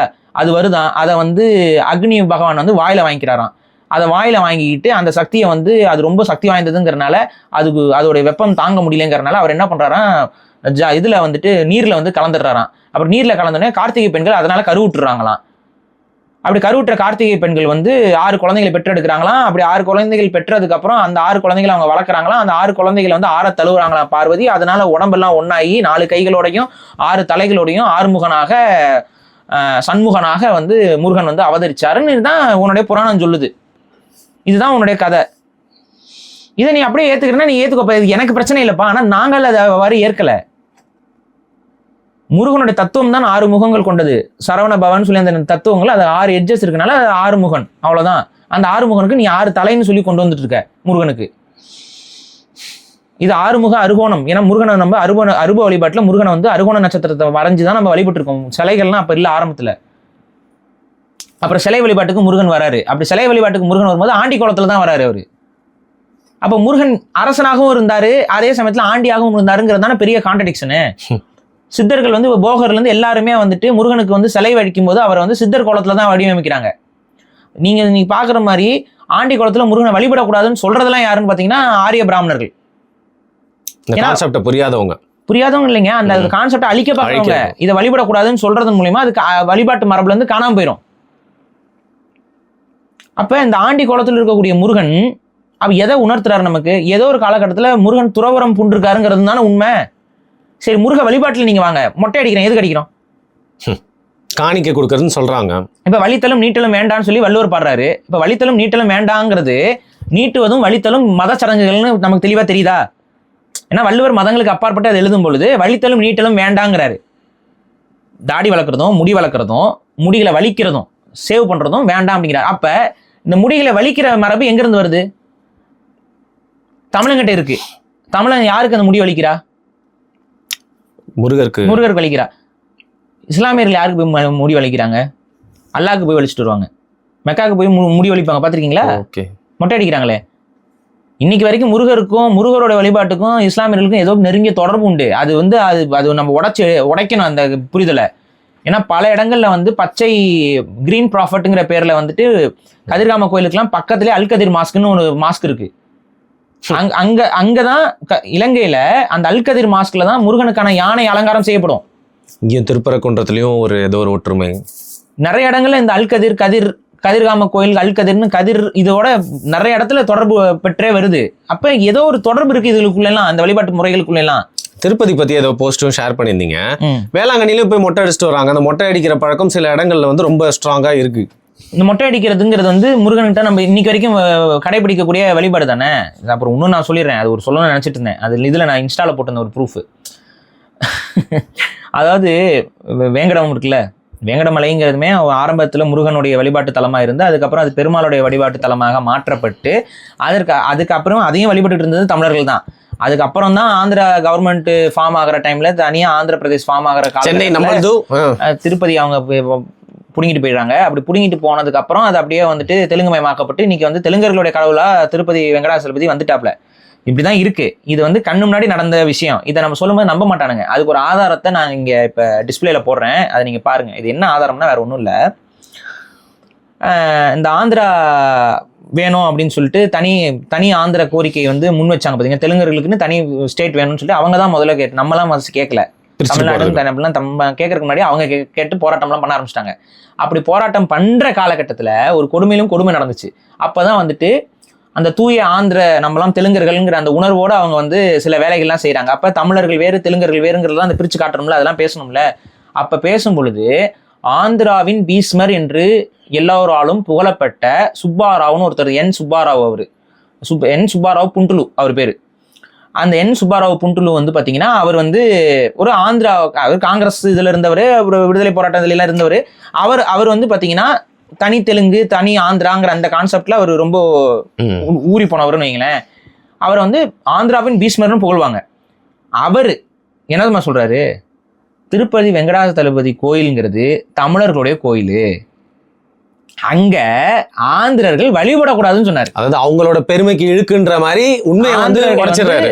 அங்க போயிட்டு சாமி கும்பிடாதீங்க, அங்க போய் வழிபடாதீங்க, நமக்குன்னு ஒரு திருத்தலத்தை நம்ம உருவாக்கணும்னு சொல்லி அவர் பேசியிருக்காரு.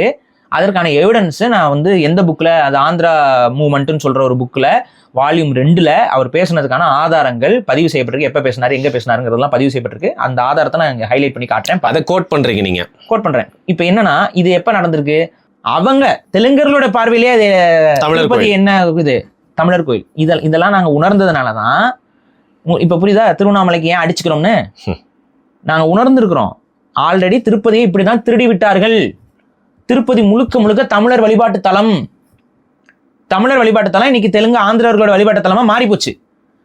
இப்ப நம்ம எல்லாருக்குமே தெரியும், திருவண்ணாமலையில் இருக்கக்கூடிய சிவன் வந்து தமிழர்களுடைய கடவுளாகத்தான் தமிழர்கள் வழிபட்டு இருக்காங்க. இன்னொரு கொடுமை கேளுங்க, எல்லா சிவனுக்கும் வந்து தென்னாடுடைய சிவனை போட்டு எந்நாட்டுக்கும் விரைவா போட்டுன்னு வழிபடுவோம். ஆனா திருவண்ணாமலையில மட்டும் அண்ணாமலையாருக்கு அரோகராம்பாங்க. அரோகரா கோஷம், முருகனுக்கு போடக்கூடிய அதே கோஷம் வந்து அண்ணாமலையாருக்கு போடப்படுறது வந்து திருவண்ணாமலையில மட்டும்தான். இன்னைக்கு அண்ணாமலையார் வந்து அண்ணாமலையாரா இல்ல, அதே போல உண்ணாமலை அம்மனா இல்ல, எல்லாத்தையும் மாத்தி என்ன பண்ணி விட்டாங்க, அருணாச்சலேஸ்வரர்னு மாத்திட்டாங்க. இங்க அதுக்கு தகுந்த மாதிரி நம்ம மக்கள்கிட்ட தலையில ஏத்துறதுக்கு அருணாச்சலம்னு படம்லாம் எடுத்து அப்படியே பிரிட்ஜ் பண்ணி குழப்பி விட்டாச்சு. இன்னைக்கு வந்து அருணாச்சலேஸ்வரர் தான் எல்லாரும் சொல்றாங்க, அருணாச்சலேஸ்வரர் ஆலயம்ங்கிறாங்க. அப்படியே காணாம போயிருங்க. இப்ப திருவண்ணாமலையும் கொஞ்ச நாள்ல வந்து பாத்தீங்கன்னா தெலுங்கரோட சாமியா மாற்றப்படும். நீங்க ஏன்னா எழுதி வச்சுக்கோங்க, இது நடக்குதா இல்லைன்னு பாருங்க. எப்படி இன்னும் கொஞ்சம் வருஷத்துல நடந்துடும். நீங்களாம் கொஞ்சம் வயசான காலத்துல பாருங்க, அது வந்து தெலுங்கு கோயிலா மாறி இருக்கும். இதனாலதான் அடிச்சுக்கிறோம் தமிழ் தேசியவாதிகள். இந்த மாதிரி இந்த திருடுறது, இந்த மாதிரி கடவுளை வந்து அப்படியே கொஞ்சம் கொஞ்சமா தனதாக்கி கொள்ற பழக்கம் என்பது இன்னைக்கு நேற்று மட்டும் இல்ல, ஆதி காலத்திலிருந்தே நடந்துகிட்டு இருக்கு. அதை தான் நாங்க இங்க வந்து உடைச்சுக்கிட்டு இருக்கிறோம். அப்ப எங்களுடைய முருகன், இந்த ஆரிய திரிபுகள் அற்ற முருகன் என்னவாக இருப்பார் என்ன அப்படிங்கிறத தான் மீட்டெடுக்கணும். நம்ம அந்த மீட்டெடுக்கிற விதத்துல 2 விஷயம் பண்றாங்க நம்ம ஆட்கள். ஒண்ணு வந்து சங்க இலக்கியத்தில் இருக்கக்கூடிய குறிப்புகளை வச்சு மட்டும் மீட்டெடுக்கிறதுன்னு. ஆனா அப்படி மட்டும் மீட்டெடுத்தா அதற்கு அடுத்து வந்த டெவலப்மெண்ட்ஸ்ல முருகனை நம்மளே வந்து கடவுளாக என்னென்னலாம் சொல்லி உயர்த்தி இருக்கோமோ அதெல்லாம் காணாம போயிடும். புரியுதா? இதுதான் நம்ம வந்து கரெக்டா கொண்டு வரணும். அவருடைய இறைத்தன்மையிலிருந்து இறக்காம மீட்டெடுக்கணும். டப்புன்னு இறக்கி ஒரு சாதாரண ஆள்றா நமக்காக சண்டை போட்டு ஒருத்தண்டா அப்படின்னு கொண்டு போயிடக்கூடாது. அதையும் கடந்து வேற என்னமோ அவர் பண்ணியிருக்காரு.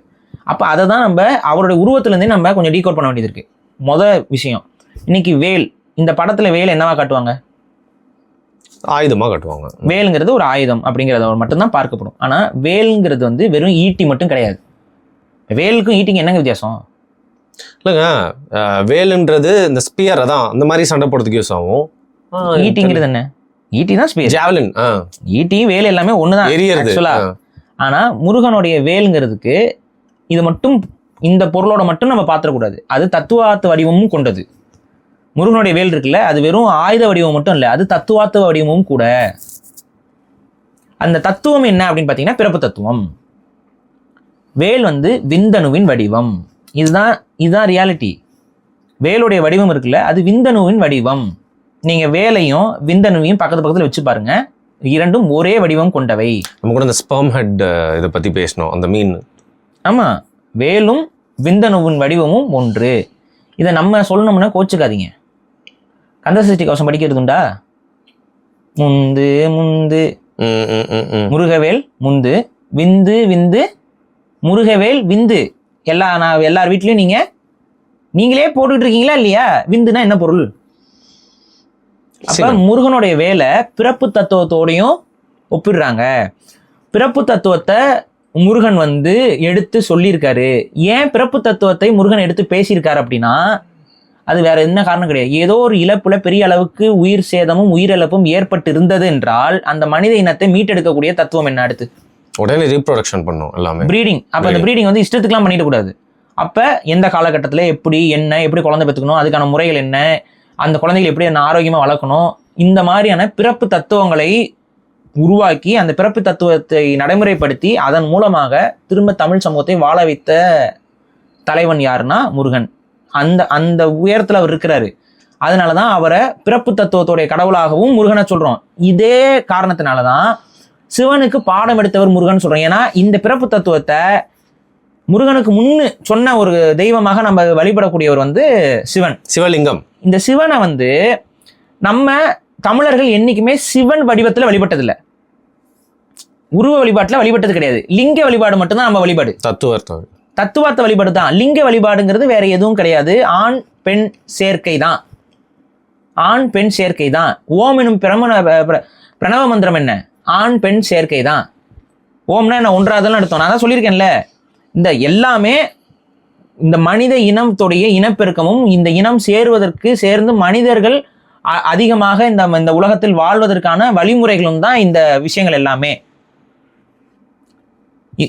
இது பிறப்பு தத்துவத்தின் அடிப்படையில் தான் இந்த வழிபாட்டு முறைகள் என்பது தொடங்கி இருக்கு. எப்படி நான் தான் சொன்னேன்ல, ஃபெர்டிலிட்டி காடஸ்ல தொடங்கினது. இப்போ புரியுதா? ஒரு கோஆர்டினேஷன் புரியுதா அதுக்குள்ள? ஃபெர்டிலிட்டி காடஸ்ன்னு சொல்லிட்டு நம்ம என்ன சொல்றோம்? கொற்றவை சொல்றோம், தவ்வையை சொல்றோம். இவங்க தவ்வையும் ஃபெர்டிலிட்டி காடஸ் தான், கொற்றவையும் ஃபெர்டிலிட்டி காடஸ் தான். இவங்களோட தன்மை வேற, அவங்களோட தன்மை வேற. இது ஒரு சாந்த தன்மை, இது ஒரு வீரியத்தன்மை. இப்போ வீரியத்தன்மையில் இருக்கக்கூடிய கொற்றவை, அதுக்கப்புறம் கொற்றவையின் மகன் என்று சொல்லக்கூடிய முருகன். இந்த பக்கம் பார்த்தீங்கன்னா வந்துட்டு லிங்க கோட்பாடு, லிங்க வடிவம். இந்த லிங்க வடிவத்தை கொடுத்தவர் யாருன்னு சொல்றது வந்து ஆதிநாதருங்கிற ஒரு சித்தர். இந்த ஆதிநாதருங்கிற சித்தரை தான் நம்ம என்ன பண்றோம்னா சிவபெருமான்னு சொல்லி ஏற்றுறோம். இந்த ஆதிநாதர் எங்க வராருன்னா சமண மதத்துல வராரு, புத்த மதத்துல வராரு, ஆசிவகத்துல வராரு. ஆசிவகத்தில், சமண மதத்தில், புத்த மதத்தில் முதல் தீர்த்தங்கரர் யாரு? ஆதிநாதர். அப்ப இந்த ஆதிநாதர் யாரு? இந்த கதையை தான் அப்படியே நம்ம ஜக்கி எடுத்துக்கிட்டாப்ல. ஆதிசிவன் ஜக்கி வந்து எடுத்துக்கிட்டாப்ல. ஆதிநாத், இந்த ஆதிநாத் யாரு? ஆதியோகி, ஆதிநாத், இதெல்லாம் யாரு? இந்த ஆதிநாதன்கிறவரு முழுக்க முழுக்க புத்த, சைவ, சமண மதங்களில் வரக்கூடிய முதல்ல இருந்த ஒரு சித்தர். அப்ப இந்த சித்தரையும் அவர் சொன்ன அந்த கருத்தோடு இருக்கக்கூடிய அந்த லிங்க வழிபாட்டு வடிவத்தையும் சேர்ந்துதான் நம்ம சிவபெருமானாக பிற்காலத்துல சிவபெருமானாக நம்ம உள்வாங்கிக்கிறோம். அப்ப இப்ப நம்ம புரிஞ்சுக்கிறது என்னன்னா, இப்படிதான் நம்மளுடைய மதம் என்பது கொஞ்சம் கொஞ்சமாக பரிணமித்து வந்திருக்கிறது. இப்ப இதுல இன்னொரு நம்ம பார்க்க வேண்டியது என்னன்னு பாத்தீங்கன்னா, தமிழர்களுடைய உண்மையான மெய்யியல் அப்படிங்கிறது ஆசிவகம். ஆனா இந்த ஆசிவகம்ங்கிறது வந்து ஒரு மத கட்டமைப்பு. தமிழர்களுடைய மத கட்டமைப்புங்கிறது இந்த ஆசிவகம் எப்போ வருதுன்னு பார்த்தீங்கன்னா, சமண பௌத்தத்திற்கு சமகாலத்தில் ஆசிவகம்ங்கிற ஒரு மதம் வந்து உருவாகியோ இல்லை நடைமுறையிலோ இருக்கு. ஆனால் என்னை பொறுத்த வரைக்கும் என்னுடைய பார்வை என்னன்னா, ஆசிவகம் என்பது சமண புத்த மதங்கள் வந்ததற்கு அப்புறம் தமிழர்களுடைய பண்டைய மதங்களுடைய அந்த உண்மையான வழிபாட்டு முறையை பாதுகாக்கிறதுக்கு ஒரு வேலை நடந்திருக்கும்ல, அப்படிப்பட்ட ஒரு ரீக்ரியேஷனாக தான் நான் பார்க்குறேன். ஒரு இன்ஸ்டிடியூஷனலைஸ் பண்ணிட்டாங்க, அதுக்கு பேரான ஆசிவகம் வந்துச்சு. இன்ஸ்டிடியூஷன் பண்றதுக்கு முன்னாடி அது ஒரு தமிழருடைய மெய்யியல், பொதுவான மெய்யியல், நம்பிக்கைகள். ஆனா வேற 2 மதங்கள் வந்து அங்க உள்ள ஆளுகை செலுத்துற காலகட்டத்துல நம்ம இன்ஸ்டிலைஸ் பண்ணணும்னு சொல்லிட்டு மர்கலி கோசலார் இவங்கெல்லாம் வந்துட்டு பர்குடுக்க நங்கினியார் இவங்கெல்லாம் வந்து இன்ஸ்டிலைஸ் பண்ணி கொண்டு வரது தான் ஆசிவகம். அந்த ஆசிவகத்துல இருந்து ஐயனார் இந்த வழிபாடு முறைகள் இதெல்லாம் வருது. சிறுதை வழிபாடுகள் நிறைய வந்து ஆசிவகத்திற்கும் இதுக்கும் பிரிக்க முடியாது, புரியுதுங்களா? ஆசிவகத்தையும் இந்த வழிபாட்டு தொடர்புகளை பிரிக்க முடியாது. ஏன்னா ஆசிவகம்ங்கிறது திரும்ப எல்லாத்தையும் இன்ஸ்டிலைஸ் பண்ணாங்க, இன்ஸ்டிடியூஷனா பண்ணி இப்படி அப்படின்னு சொல்லி கொண்டு வந்தாங்க. அப்ப அதுவும் ஒரு காலத்துல பெரிய மதமாக இந்தியா முழுக்க பரவி இருந்துச்சு. ஆசிவகம் தமிழ்நாட்டில் மட்டும் இல்ல, ஆஜீவகாங்கிற பேர்ல வந்து வட இந்தியாவிலும் இருந்துச்சு. ஆனா எல்லாம் அழிக்கப்பட்டுருச்சு. அதுக்கப்புறம் அது பேசவே படவில்லை, பொய் கதைகள் அது இதுன்னு போட்டு அந்த மதங்களும் அழிஞ்சிருச்சு. ஆசிவகம் தமிழ்நாட்டிலே அழிஞ்சிருச்சு. அப்ப நீங்க புரிஞ்சுக்க வேண்டியது, தமிழர்கள் ஒன்றும் அப்படியே சும்மா எவனோ சொல்லி கொண்டு வந்த கதைகளை எல்லாம் வச்சுக்கிட்டு நம்ம வழிபாடு செஞ்சுக்கிட்டு இல்லை. இன்னைக்கு வரைக்கும் நம்ம வழிபாடு மரபு மாறல. சரி, முருகனுக்கு காவடி எடுக்கிறது யாரு? தமிழர்கள் மட்டும்தான். முருகனுக்கு அழகு குத்துறது யாரு? தமிழர்கள். இந்த அழகு குத்துறது, இந்த காவடி எடுக்கிறது சுமார் எத்தனை நூற்றாண்டுகளாக இருக்குன்னு நீங்க நம்புறீங்க? இதெல்லாம் சங்க காலத்துல இருந்தே இருக்கு. சங்க காலத்துல இருந்தே இதுகளுக்கெல்லாம் குறிப்பு நமக்கு வந்துகிட்டே இருக்கு. அப்ப முருகனை எப்படி இப்ப சில அந்த விளக்கம் கொடுக்குறாங்கிற பேர்ல சில இந்த சங்கீதனமா சில பேர்லாம் விளக்கம் கொடுக்குறாங்கல்ல, வந்து நீங்க வந்து சங்க இலக்கியத்திலே வந்து பாத்தீங்கன்னா திருமுருகாற்றுப்படைன்னு ஒரு நூல் இருக்கு. அந்த திருமுருகாற்றுப்படை சங்க இலக்கியம். சங்க இலக்கியத்தில் இருக்கக்கூடிய திருமுருகாற்றுப்படையிலேயே இமயத்தில் பிறந்தார் அப்படின்னு வந்துருது. இமயத்தில் இருக்கக்கூடிய ஒரு தாமரையில வந்து முருகன் இருந்தாருங்கிறது வந்துருச்சுல்ல, இதே போதுமே. இமயமலையில் பிறந்தாருங்கிறது தான் தெளிவா இருக்கே. நக்கீரருக்கு தெரியாததா பாரிசாலனுக்கு தெரியும். கேட்கறது கரெக்டு தான். இப்ப இந்த நூலை நம்ம திறனாய்வு செய்யணும்ல, திருமுருகாற்றுப்படையை திறனாய்வு செய்யணும்ல. அதுல இருக்கிறத நாங்க ஏற்கிறதுக்கு தயாருங்க. ஆனா அது எந்த காலத்துக்கு? அது ஒரு வரலாற்று தகவல் தான். அந்த வரலாற்று தகவல்ல நீங்க எடுத்தீங்கன்னா திருமுருகாற்றுப்படை வந்து கடைசங்க காலம், சங்க காலமாக இருந்தாலும் சங்க காலத்துடைய கடைசி காலம், சரியா? கடைசங்க காலம்பாங்க. அந்த கடைசங்க காலகட்டத்தில் வந்தது.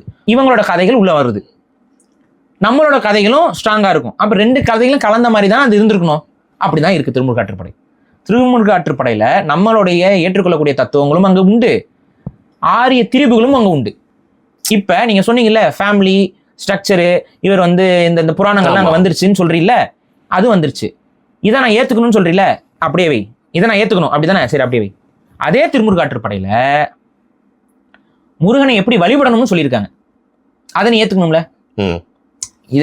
இது திருமுருகாற்றுப்படையில முருகனுடைய குடும்பம், முருகனுடைய பிறப்பு அதுல தெளிவா இருக்கு, நம்ம அதை ஏத்துக்கிட்டு தான் ஆகணும், அதான உண்மை அப்படின்னு சொல்றீல. சரி, அதுல முருகனை எப்படி வழிபடணும்னு இருக்குல்ல, முருகனை எப்படி வழிபடணும்னு திருமுருகாற்றுப்படை சொல்லுதுன்னா, ஒரு இளம் ஆடு, அண்ணாமலை இல்ல, இளமான ஒரு வெள்ளாட்டு குட்டி, ஒரு வெள்ளாடு, ஒரு இளம் ஆடு. அந்த இளம் ஆடை எடுத்து அதை அடி அடி அறுத்து, அது ஒரு ரத்தம் வடியுமா, அந்த ரத்தத்தை எடுத்து திணைமாவு இருக்குல்ல, திணைமாவு, அந்த திணைமாவோட கலந்து முருகனுக்கு படையல் வைக்கணும். குக்கிங் ரெசிபி மாதிரி ஏதோ சொல்றீங்க, அதுதான் படையல் வைக்கணும். அதுவும் எப்படிங்க நான்வெஜ்லாம் எடுத்துட்டு வரீங்க உள்ள? நான் எடுத்துட்டு வரல, நக்கீரர் எடுத்துட்டு வராரு. நான் என்ன சொல்றேன், இந்த கதையை நான் ஏற்கிறதுக்கு தயார், இந்த வழிபாடை நீ ஏத்துக்கும். திருமுருகாற்றுப்படையில் அப்படிதான் வழிபாட சொல்லியிருக்கு. அது எப்படா கரெக்டா சென்சார் கட் பண்ணி போறீங்க? நாங்க நியாயமா தானே இருக்கோம், நாங்க தெளிவா சொல்றோம். ஏன் இதுல ரெண்டு கருத்துக்களும் உள்ள இருக்கு அப்படின்னு பாத்தீங்கன்னா, அந்த காலகட்டத்திலேயே ஆரிய திரிபுவாதம் உள்ள வந்துருச்சு. பிராமணர்கள் தமிழ்நாட்டுக்குள்ள வந்தது 2000 ஆண்டுகளுக்கு முன்பு. அப்ப 2000 வருஷமா நீ கதை கட்ட ஆரம்பிச்சிட்டேங்கிறது தானே நான் சொல்றோம். 2000 வருஷத்துக்கு முன்னாடி நீ உருட்டின அத்தனை ஆணியுமே பொய்கள் தான். அது உள்ள வந்துருச்சு, இந்த வழிபாட்டுக்குள்ள உள்ள கலக்க ஆரம்பிச்சிருச்சு. அப்ப நக்கீரர் அந்த கருத்தையும் எழுதுறாரு. அதே நக்கீரர் மக்கள் எப்படி வழிபடுறாங்கிறதையும் எழுதியிருக்காரு. நான் என்ன கேட்கறேன்னா, உன் கதையை நீ ஏத்துக்க சொல்றீல்ல, ஏன் வழிபாட்டை நீ ஏத்துக்கோங்க. முருகனை பழனியிலையோ இல்லை ஏதோ ஒரு முருகன் கோயில்ல இந்த வழிபாட்டில் வழிபடுறதுக்கு அனுமதிப்பியா? அப்படின்னா திருமுருகாற்றுப்படையில் இருப்பது போல நான் வழிபாட்டை முருகனுக்கு செஞ்சா நீ சும்மா இருப்பியா? அப்ப நீ என்ன சொல்லுவ?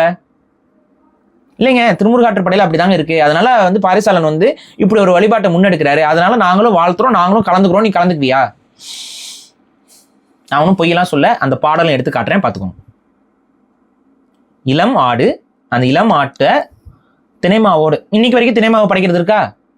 இந்த இளம் ஆட்டு ரத்தத்துக்கு பதிலாக வேற ஒன்று கலந்துறாங்க, நெய்யை கலந்துறாங்க. அது யாரோ எடுத்துட்டு வந்ததாச்சு. நெய்யே நம்மளோட தாங்க, உடனே எல்லாத்தையும் தாராளத்து கொடுத்துறாதீங்க. அந்த மாதிரி நெய்யும் நம்மளோட தான். இல்ல, குதிரை நெய் டக்கு ஞாபகம் வந்துச்சுங்க. குதிரை நெய் வந்து அது ரிக்வேதம் அதுல இருக்கு, அந்த நெய் வேற மாதிரி நெய். இது இந்த நெய்யெல்லாம் நம்ம ஊர்ல எடுக்கிறது தான். ஆனா அந்த அசைவ வழிபாட்டுல இருந்து சைவ வழிபாட்டுக்குள்ள மாத்தி கொண்டு வந்துட்டீங்கல்ல, இது யார் செஞ்சது? இப்ப நான் என்ன கேட்கிறேன், நக்கீரர் காலத்துக்கும் இப்ப இருக்க காலத்துக்கும் வேறுபாடு வந்துச்சுல, எப்படி வந்துச்சு? யார் மாத்தினது? இதுக்கு மாத்தினது யாரு? எந்த கிறிஸ்துவ மிஷினரி? சரி, ஒன்றும் இல்லை, உனக்கு வேண்டாம் எனக்கு வேண்டாம், நீ குடும்பம்னு ஒத்துக்கோ, நான் என் வழிபாட்டை ஒத்துக்கிறேன், வா வழிவிடுவோம். இப்போ என்ன, முருகனுக்கு வந்து அப்பா சிவனு, இது இந்த கதையை நான் ஏற்றுக்கணும், சரிடா, இந்த என் வழிபாட்டை ஏற்றுக்கோ, திருமுருகாற்றுப்படை தான் ஆதாரம், வா எல்லாம் ஒன்றா சேர்ந்து கெடா வெட்டி முருகனை கும்பிடுவோம். முருகனை கும்பிடுவோம்டா, ஒத்துக்குவியா? சரி, நீ வந்து முருகனுக்கு வந்து வழிபடுறதுக்கு தமிழர்கள் எப்படி வழிபடுறோம்? அழகு குத்துறோம், காவடி எடுக்கிறோம், எவ்வளோ பெரிய வேலு இங்கே குத்தி இங்கே எடுக்கிறோம். இதுக்கு காரணம் என்ன? முருகன் ஒரு போர்க்கடவுள். அப்போ போரில் மனிதர்கள் பயப்படக்கூடாது, போருக்கு மனிதர்கள் தயாராகணும்.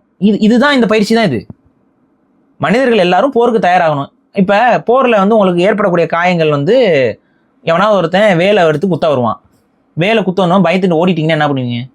போரில் தோத்துருவீங்க. கரெக்டா? ஐயோ வேல் வருதுடா, ஐயோ குத்துவாங்க, என்னடா எப்படா வாழ்றது?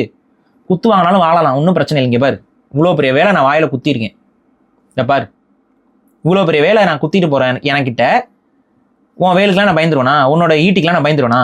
சரி, அடுத்து என்னன்னா அம்புகள் உடம்பு முழுக்க வந்து பாயும். கரெக்டா?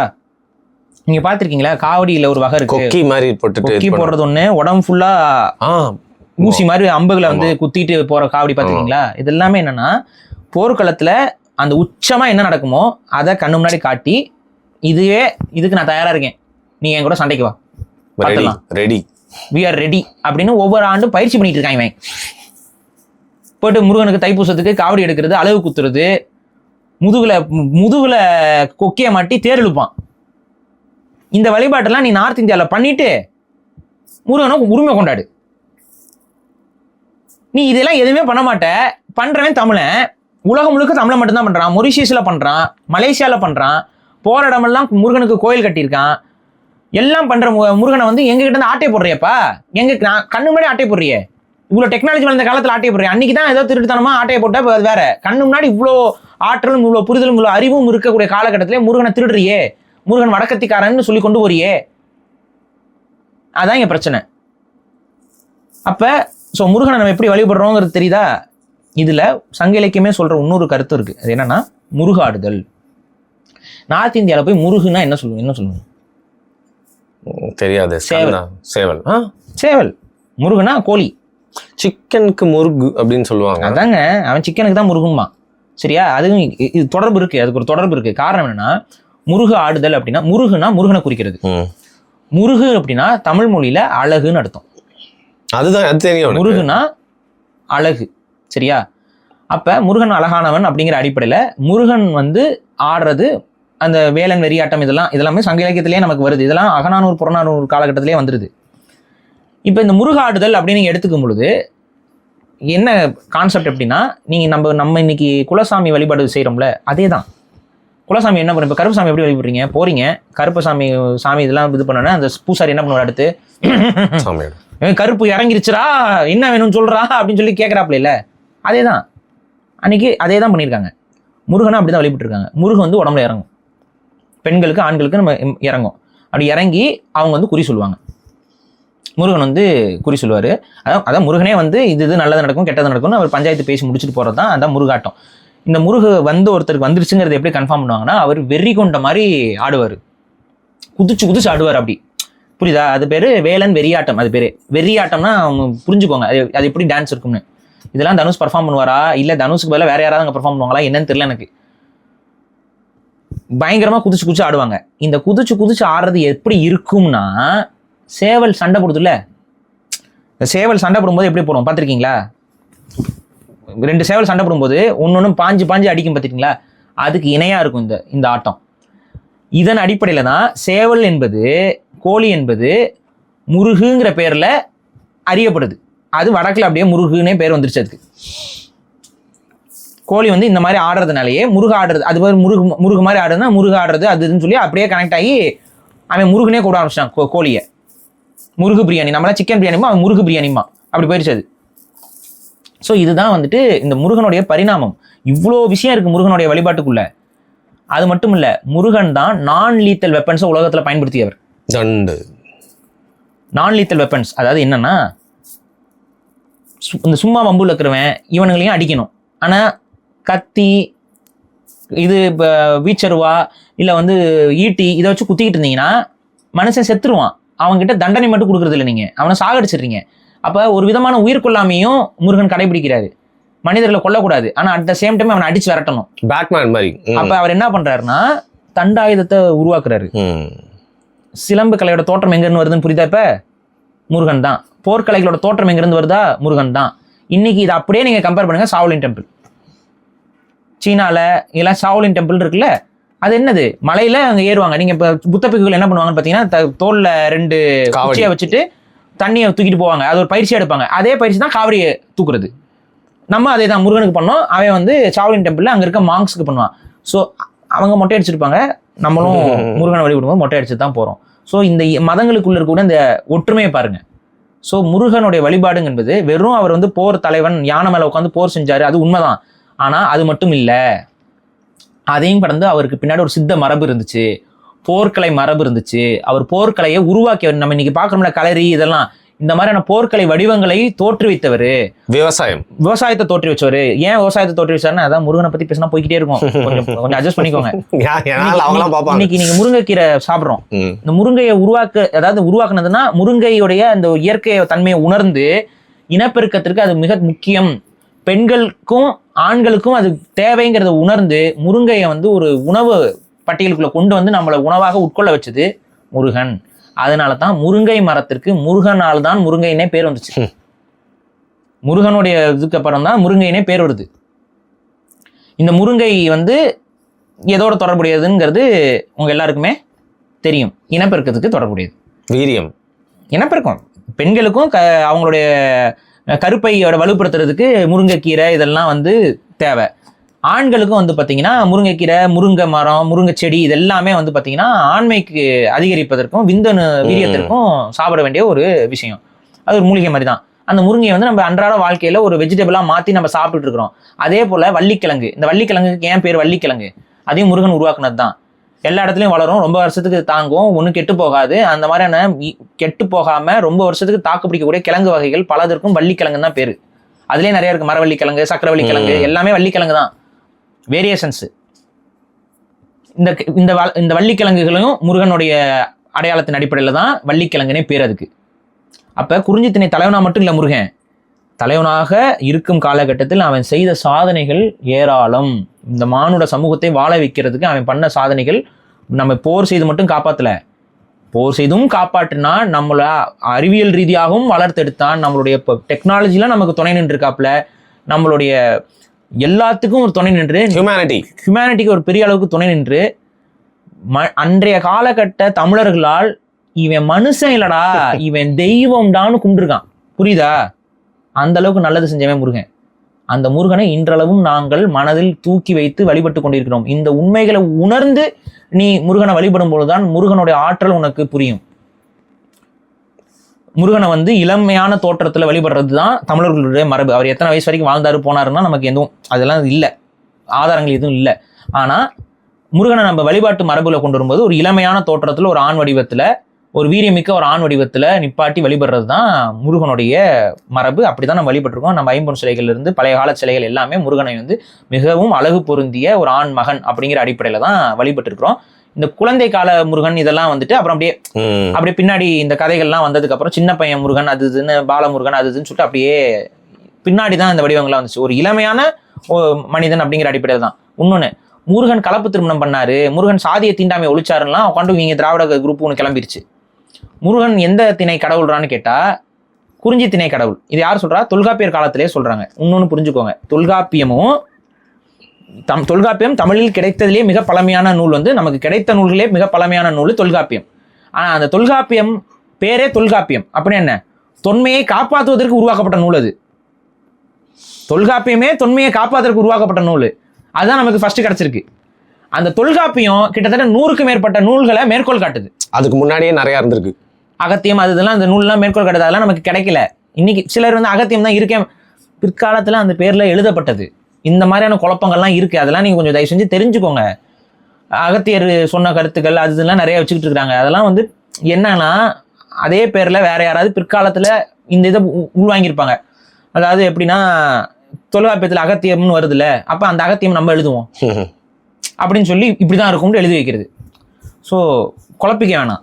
இதெல்லாம் எது எப்பப்போ எழுதப்பட்டதுங்கிறது அதெல்லாம் ஆய்வுலாம் தெளிவாக இருக்குது. அதை போட்டு குழப்பிக்காதீங்க.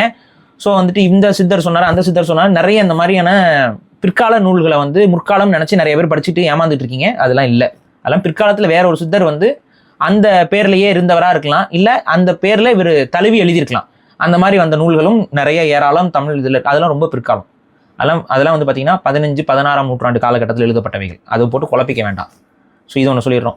அப்போ தொல்காப்பிய காலகட்டத்தில் திணை கடவுள்கள் மட்டும்தான் அவர் வரையறுக்கிறார். அந்த திணை கடவுளில் குறிஞ்சி திணைக்கான கடவுளாக தான் சேயோன் வராரு. சேயோன் தான் முருகன். அப்போ சேயோன் வந்து குறிஞ்சி திணைக்கான கடவுள். ஸோ குறிஞ்சி திணை மக்களுக்கான ஒருவனாக இருப்பவர் தானே கடவுளாக இருக்கிறாரு. குறிஞ்சி திணை மக்கள் யாருன்னு தொல்காப்பியர் சொல்றாரு? குறவன் குறத்தி. குறிஞ்சி திணை மக்களே குறவன் குறத்தி. அப்போ முருகன் என்னவா இருப்பாரு? அவரும் குறவன் குறத்தியோடைய தலைவனாக தானே இருக்காரு. குறவன் குறத்தியோட தலைவன் குறவனாக தானே இருக்க முடியும். ஸோ ஒரு குறவர் ஒரு குறத்தியை கல்யாணம் பண்றது எப்படா கலப்பு திருமணமாகும்? இதுல உடனே இவங்க அஜெண்டாவை வைக்கிறாங்க. ஏன்னா அன்னைக்கே தீண்டாமை இருந்த மாதிரியும் தீண்டாமை ஒழிச்சு முருகன் வந்து கல்யாணம் பண்ணாருங்கிறாங்க. ஒரே குடியில தான் அவர் பண்ணியிருக்காப்புல. ஏன்னா அன்னைக்கு வந்து மனிதனே குறிஞ்சி திணை தான். முருகன் வாழ்ந்த காலகட்டத்துல மருதமோ நெய்தலாம் உருவாகல. மனிதனே குறிஞ்சி திணை தான். அந்த குறிஞ்சி தான் அப்புறம் அப்படியே கொஞ்சம் கொஞ்சமா வளர்ச்சி அடைஞ்சு முல்லை திணையா மாறி, முல்லை தான் அடுத்து வளர்ச்சி அடைஞ்சு மருதமாகவும், அப்புறம் மருதத்துல இருந்து நெய்தல் திணையாகவும் வருது. ஆனா முருகன் வந்து கடல் சார்ந்த போற குறிஞ்சி திணையில இருந்த காலகட்டத்திலே செஞ்சிருக்காப்புல. அப்ப கடலில் இருந்து வந்த பகை என்ன தெரியல நமக்கு. மேபி கடல் சீற்றமா கூட இருக்கலாம். கடல் சீற்றம் இருக்குல்ல, அதுவும் ஒரு பகை தானே. நம்மளை பொறுத்த வரைக்கும் இயற்கை பகையா வருது இல்ல. அப்ப அந்த கடல் சீற்றத்தை எதிர்த்து முருகன் ஏதாவது ஆக்டிவிட்டி பண்ணாரா தெரியல. ஏன்னா கடல் பகை, அதே போல வான் பகைன்னு இருக்கு. அந்த வான் பகைங்கிறது என்ன? ஏலியன்ஸா? வான் பகையோட சண்டை போட்டார் முருகன் இருக்கு. அப்ப வான் பகைங்கிறது மேபி ஏதாவது ஒரு மீட்டியார் இல்ல கிளவுட் பர்ஸ்ட் ஏதாவது இருக்கலாம். ஸோ இதெல்லாம் நம்ம யூகிச்சுக்கலாம். இதெல்லாம் நம்ம யூகம் தான், இதெல்லாம் நம்ம உறுதிட்டு சொல்லலை. பட் வான் பகையோட சண்டை போட்டார் முருகன் இருக்கு. கடல்ல இருந்து வந்த பகையோட சண்டை போட்டார் முருகன் இருக்கு. இன்னும் நிறைய இருக்குன்னு வைங்களேன். சங்க இலக்கிய பாடல்கள் எடுத்து பார்த்தீங்கன்னா இன்னும் நிறைய நம்ம டீகோட் பண்ண வேண்டிய விஷயங்கள் நிறைய இருக்கு. ஸோ இதை வச்சு நம்ம பார்க்கும்போது என்ன தெரியுதுன்னா, இந்த கற்பனை கதைகள் எல்லாத்தையும் ஓரம் வச்சுட்டு முருகனை பார்த்தீங்கன்னா, முருகன் நம்மை போன்று நம்மோடு வாழ்ந்த நபர். அடுத்து அவர் தெய்வத்தன்மை அடைஞ்சார். அவரை தெய்வமா தமிழர்கள் வழிபட்டாங்க. இதுதான் அப்ரஹாமிக் மத கலப்புகள் இல்லாத கதைகள். அப்ரஹாமிக் மதங்கள்ல பிறந்த ஒருத்தனை வழிபடக்கூடாது. புரியுதா? அதனால தான் கிறிஸ்டியானிட்டிக்கும் இஸ்லாத்துக்கும் சண்டையே. இப்போ கிறிஸ்டியானிட்டி என்ன பண்ணுது? இயேசுநாதர் பிறந்தவரை வழிபடுறாங்க. கரெக்டா? இவரும் கடவுளும் ஒன்றுன்னு சொல்லுவாங்க. அவங்க அதை ஏற்றுக்க மாட்டாங்க. இவ்வளோதான் விஷயம். அவர் இறை தூதர்னு வச்சுக்கோன்னு சொல்லிட்டு ஏன்னா அப்ரஹாமிக் மதங்களோட ஆரிஜின் என்னன்னா, மனிதனாக கடவுள் பிறக்க மாட்டார்னு அர்த்தம். அப்படி மனிதனாக பிறக்கிற யாரையும் கடவுளாக வழிபடக்கூடாதுங்கிறது அவங்களுடைய பேஸ். ஜுடாயிசம் இதோட பேஸ். அதாவது அப்ரஹாமிக் மதங்கள்ல மூத்த மதம் ஜுடாயிசம். அதுக்கு முன்னாடியுமே அப்ரஹாமிக் அந்த மத சிந்தனைகள் அங்கங்க இருக்குது, இருக்கு. அந்த அப்ரஹாமிக் மதத்தோட இருந்த சிந்தனையோட ஒரு குரூப் அந்த அப்ரஹாமிக் மத கதைகளை அப்படியே எடுத்து நம்ம ஊர் கடவுள்களுக்குள்ள மிக்ஸ் பண்ணி உருவாக்குனதான் இன்னைக்கு இருக்கக்கூடிய ஹிந்துயிசம். அப்ப ஆக்சுவலா நீ உண்மையான ஹிந்துயிசம் நீ புரிஞ்சுக்கணும் அப்படின்னா, இந்த அப்ரஹாமிக் கதைகளை ஓரம் வச்சுட்டு ரியாலிட்டிக்குள்ள வந்தீங்கன்னா, கொற்றவையும் ஒரு ஃபெர்டிலிட்டி காடஸ், தவ்வையும் ஒரு விதமான ஃபெர்டிலிட்டி காடஸ், கொற்றவை வீரியத்துக்கான ஃபெர்டிலிட்டி, இவங்க பொருளாதாரத்துக்கான ஃபெர்டிலிட்டி காடஸ். இந்த மாதிரியான தத்துவார்த்த கடவுள்கள் இவர்கள் சமமாக வாழ்ற காலகட்டத்தில் இந்த மண்ணையும் மக்களையும் நேசித்து காப்பாற்றி உயிர் வாழ்ந்த தலைவர்கள், உயிர் கொடுத்த தலைவர்கள் எல்லாரும் கடவுளாக வைக்கப்பட்டார்கள். அந்த கடவுள் ஸ்தானத்துக்கு உயர்ந்த தலைவர்களை நாங்கள் கடவுளாக வழிபட்டு வரோம். அப்படி ஒரு காலத்தில் ஏதோ ஒரு காலகட்டத்தில் குறிஞ்சித்திணையுடைய ஒரு உன்னத தலைவனாக வாழ்ந்த முருகன் காலத்திற்கும் தமிழர்களுடைய இறைவனாக உயர்த்தப்பட்டிருக்கிறார். இதுதான் எங்களுடைய ஆரிஜின் ஸ்டோரி ஆஃப் முருகன். இதுல இருந்து தமிழர்கள் எந்தவித தயக்கமும் காட்ட தேவையில்லை. கற்பனைவாதத்துக்குள்ள போனீங்கன்னா அவன் முழுசா குழப்பி விட்டு உங்களை ஒண்ணுமில்லாம ஆக்கி உங்களை ஓரம் கட்டி விட்டு உடச்சு விட்டுருவான். ஸோ இந்த படம் எப்படி எடுக்க போறாங்கன்னு பொறுத்திருந்து பார்த்துட்டு தான் அப்புறம் நம்ம இந்த படத்தை காரணமாக வச்சு முடிஞ்ச வரைக்கும் முருகனை பத்தி பேசி விட்டுருவோம் அப்படின்னு சொல்லி தான் இதெல்லாம் நாங்க பேசுறோம். ரைட். நீங்க ஸ்டார்டிங்ல யாரெல்லாம் நடிச்சா நல்லா இருக்கும்னு சொல்லிட்டு இருந்தீங்க. அப்ப 2 ஆப்ஷனை நான் மறந்துட்டேன். அது மக்கள் எல்லாரும் பார்த்துட்டு இருந்தாங்க. அதுக்கு ஒரு விடை, அவங்களுக்கு மூளைக்கு வேலை. இதுக்கும் பார்த்தீங்கன்னா நடிகர்களா இருந்து இப்போ அரசியலுக்கு போயிட்டாங்க. அவங்க 2 பேருமே முருகர் கேரக்டருக்கு நடிச்சா எப்படி இருக்கும்னு சொல்லிட்டு நான் இமேஜின் பண்ணி பார்த்தேன். நீங்க இமேஜின் பண்ணி பார்த்துட்டு அவங்க கமெண்ட்ல கீழே போடுவாங்க. நடிகர்களா இருந்தே இன்னைக்கு அரசியல் ஆரம்பிச்சும் விஜயம் தான் போயிருக்காங்க. இவங்க 2 பேருமா? ஒருத்தர் கோட்டு போட்டவர், இன்னொரு ஒயிட் கலர் டிஷர்ட் போட்டவர். எனக்கு தெரிஞ்சு விஜய் ஒரு முருகன் வேடம் போட்டிருக்காருன்னு நினைக்கிறேன். அப்படியா? ஏதோ ஒரு பாட்டுலயோ இதுலயோ முருகன் மாதிரி ஏதோ ஒரு கெட்டப்ல பார்த்தேன். எனக்கு ஞாபகம், எனக்கு ஒருவேளை ராஜா கெட்டப்பா, பிரியமானவளை படத்துல ஒரு பாட்டுல வேற ஒரு கெட்டப் வரும், முருகர் கெட்டப் வராது. வேற யாரும் இல்லைங்க. இன்னைக்கு முதல்வராக இருக்கக்கூடிய விஜய் அவர்களும் எதிர்கட்சி தலைவராக இருக்கக்கூடிய உதயநிதி அவர்களும் 2 பேருமே வருகிறார். அப்பவே லைட்டா லிங்க் ஆச்சு. மியூசிக் டைரக்டர் மட்டும் கொஞ்சம் யாரும் பார்த்து சரி ஓகே, இதெல்லாம் நம்ம சொல்லக்கூடாது. Creative differences. ஓகே ரைட், மிக்க நன்றி. நம்ம படம் வந்ததுக்கு அப்புறம் பார்ப்போம். இல்லை ட்ரெய்லர்ல ஏதாவது உங்க டயலாக்ஸ் வரும்போது அதுக்கப்புறம் அது பேசலாம். பட் இதை வச்சு நம்ம ஒரு பேசிக்கான ஒரு அண்டர்ஸ்டாண்டிங் கொடுத்துருக்கோம்னு நினைப்போம். நன்றி.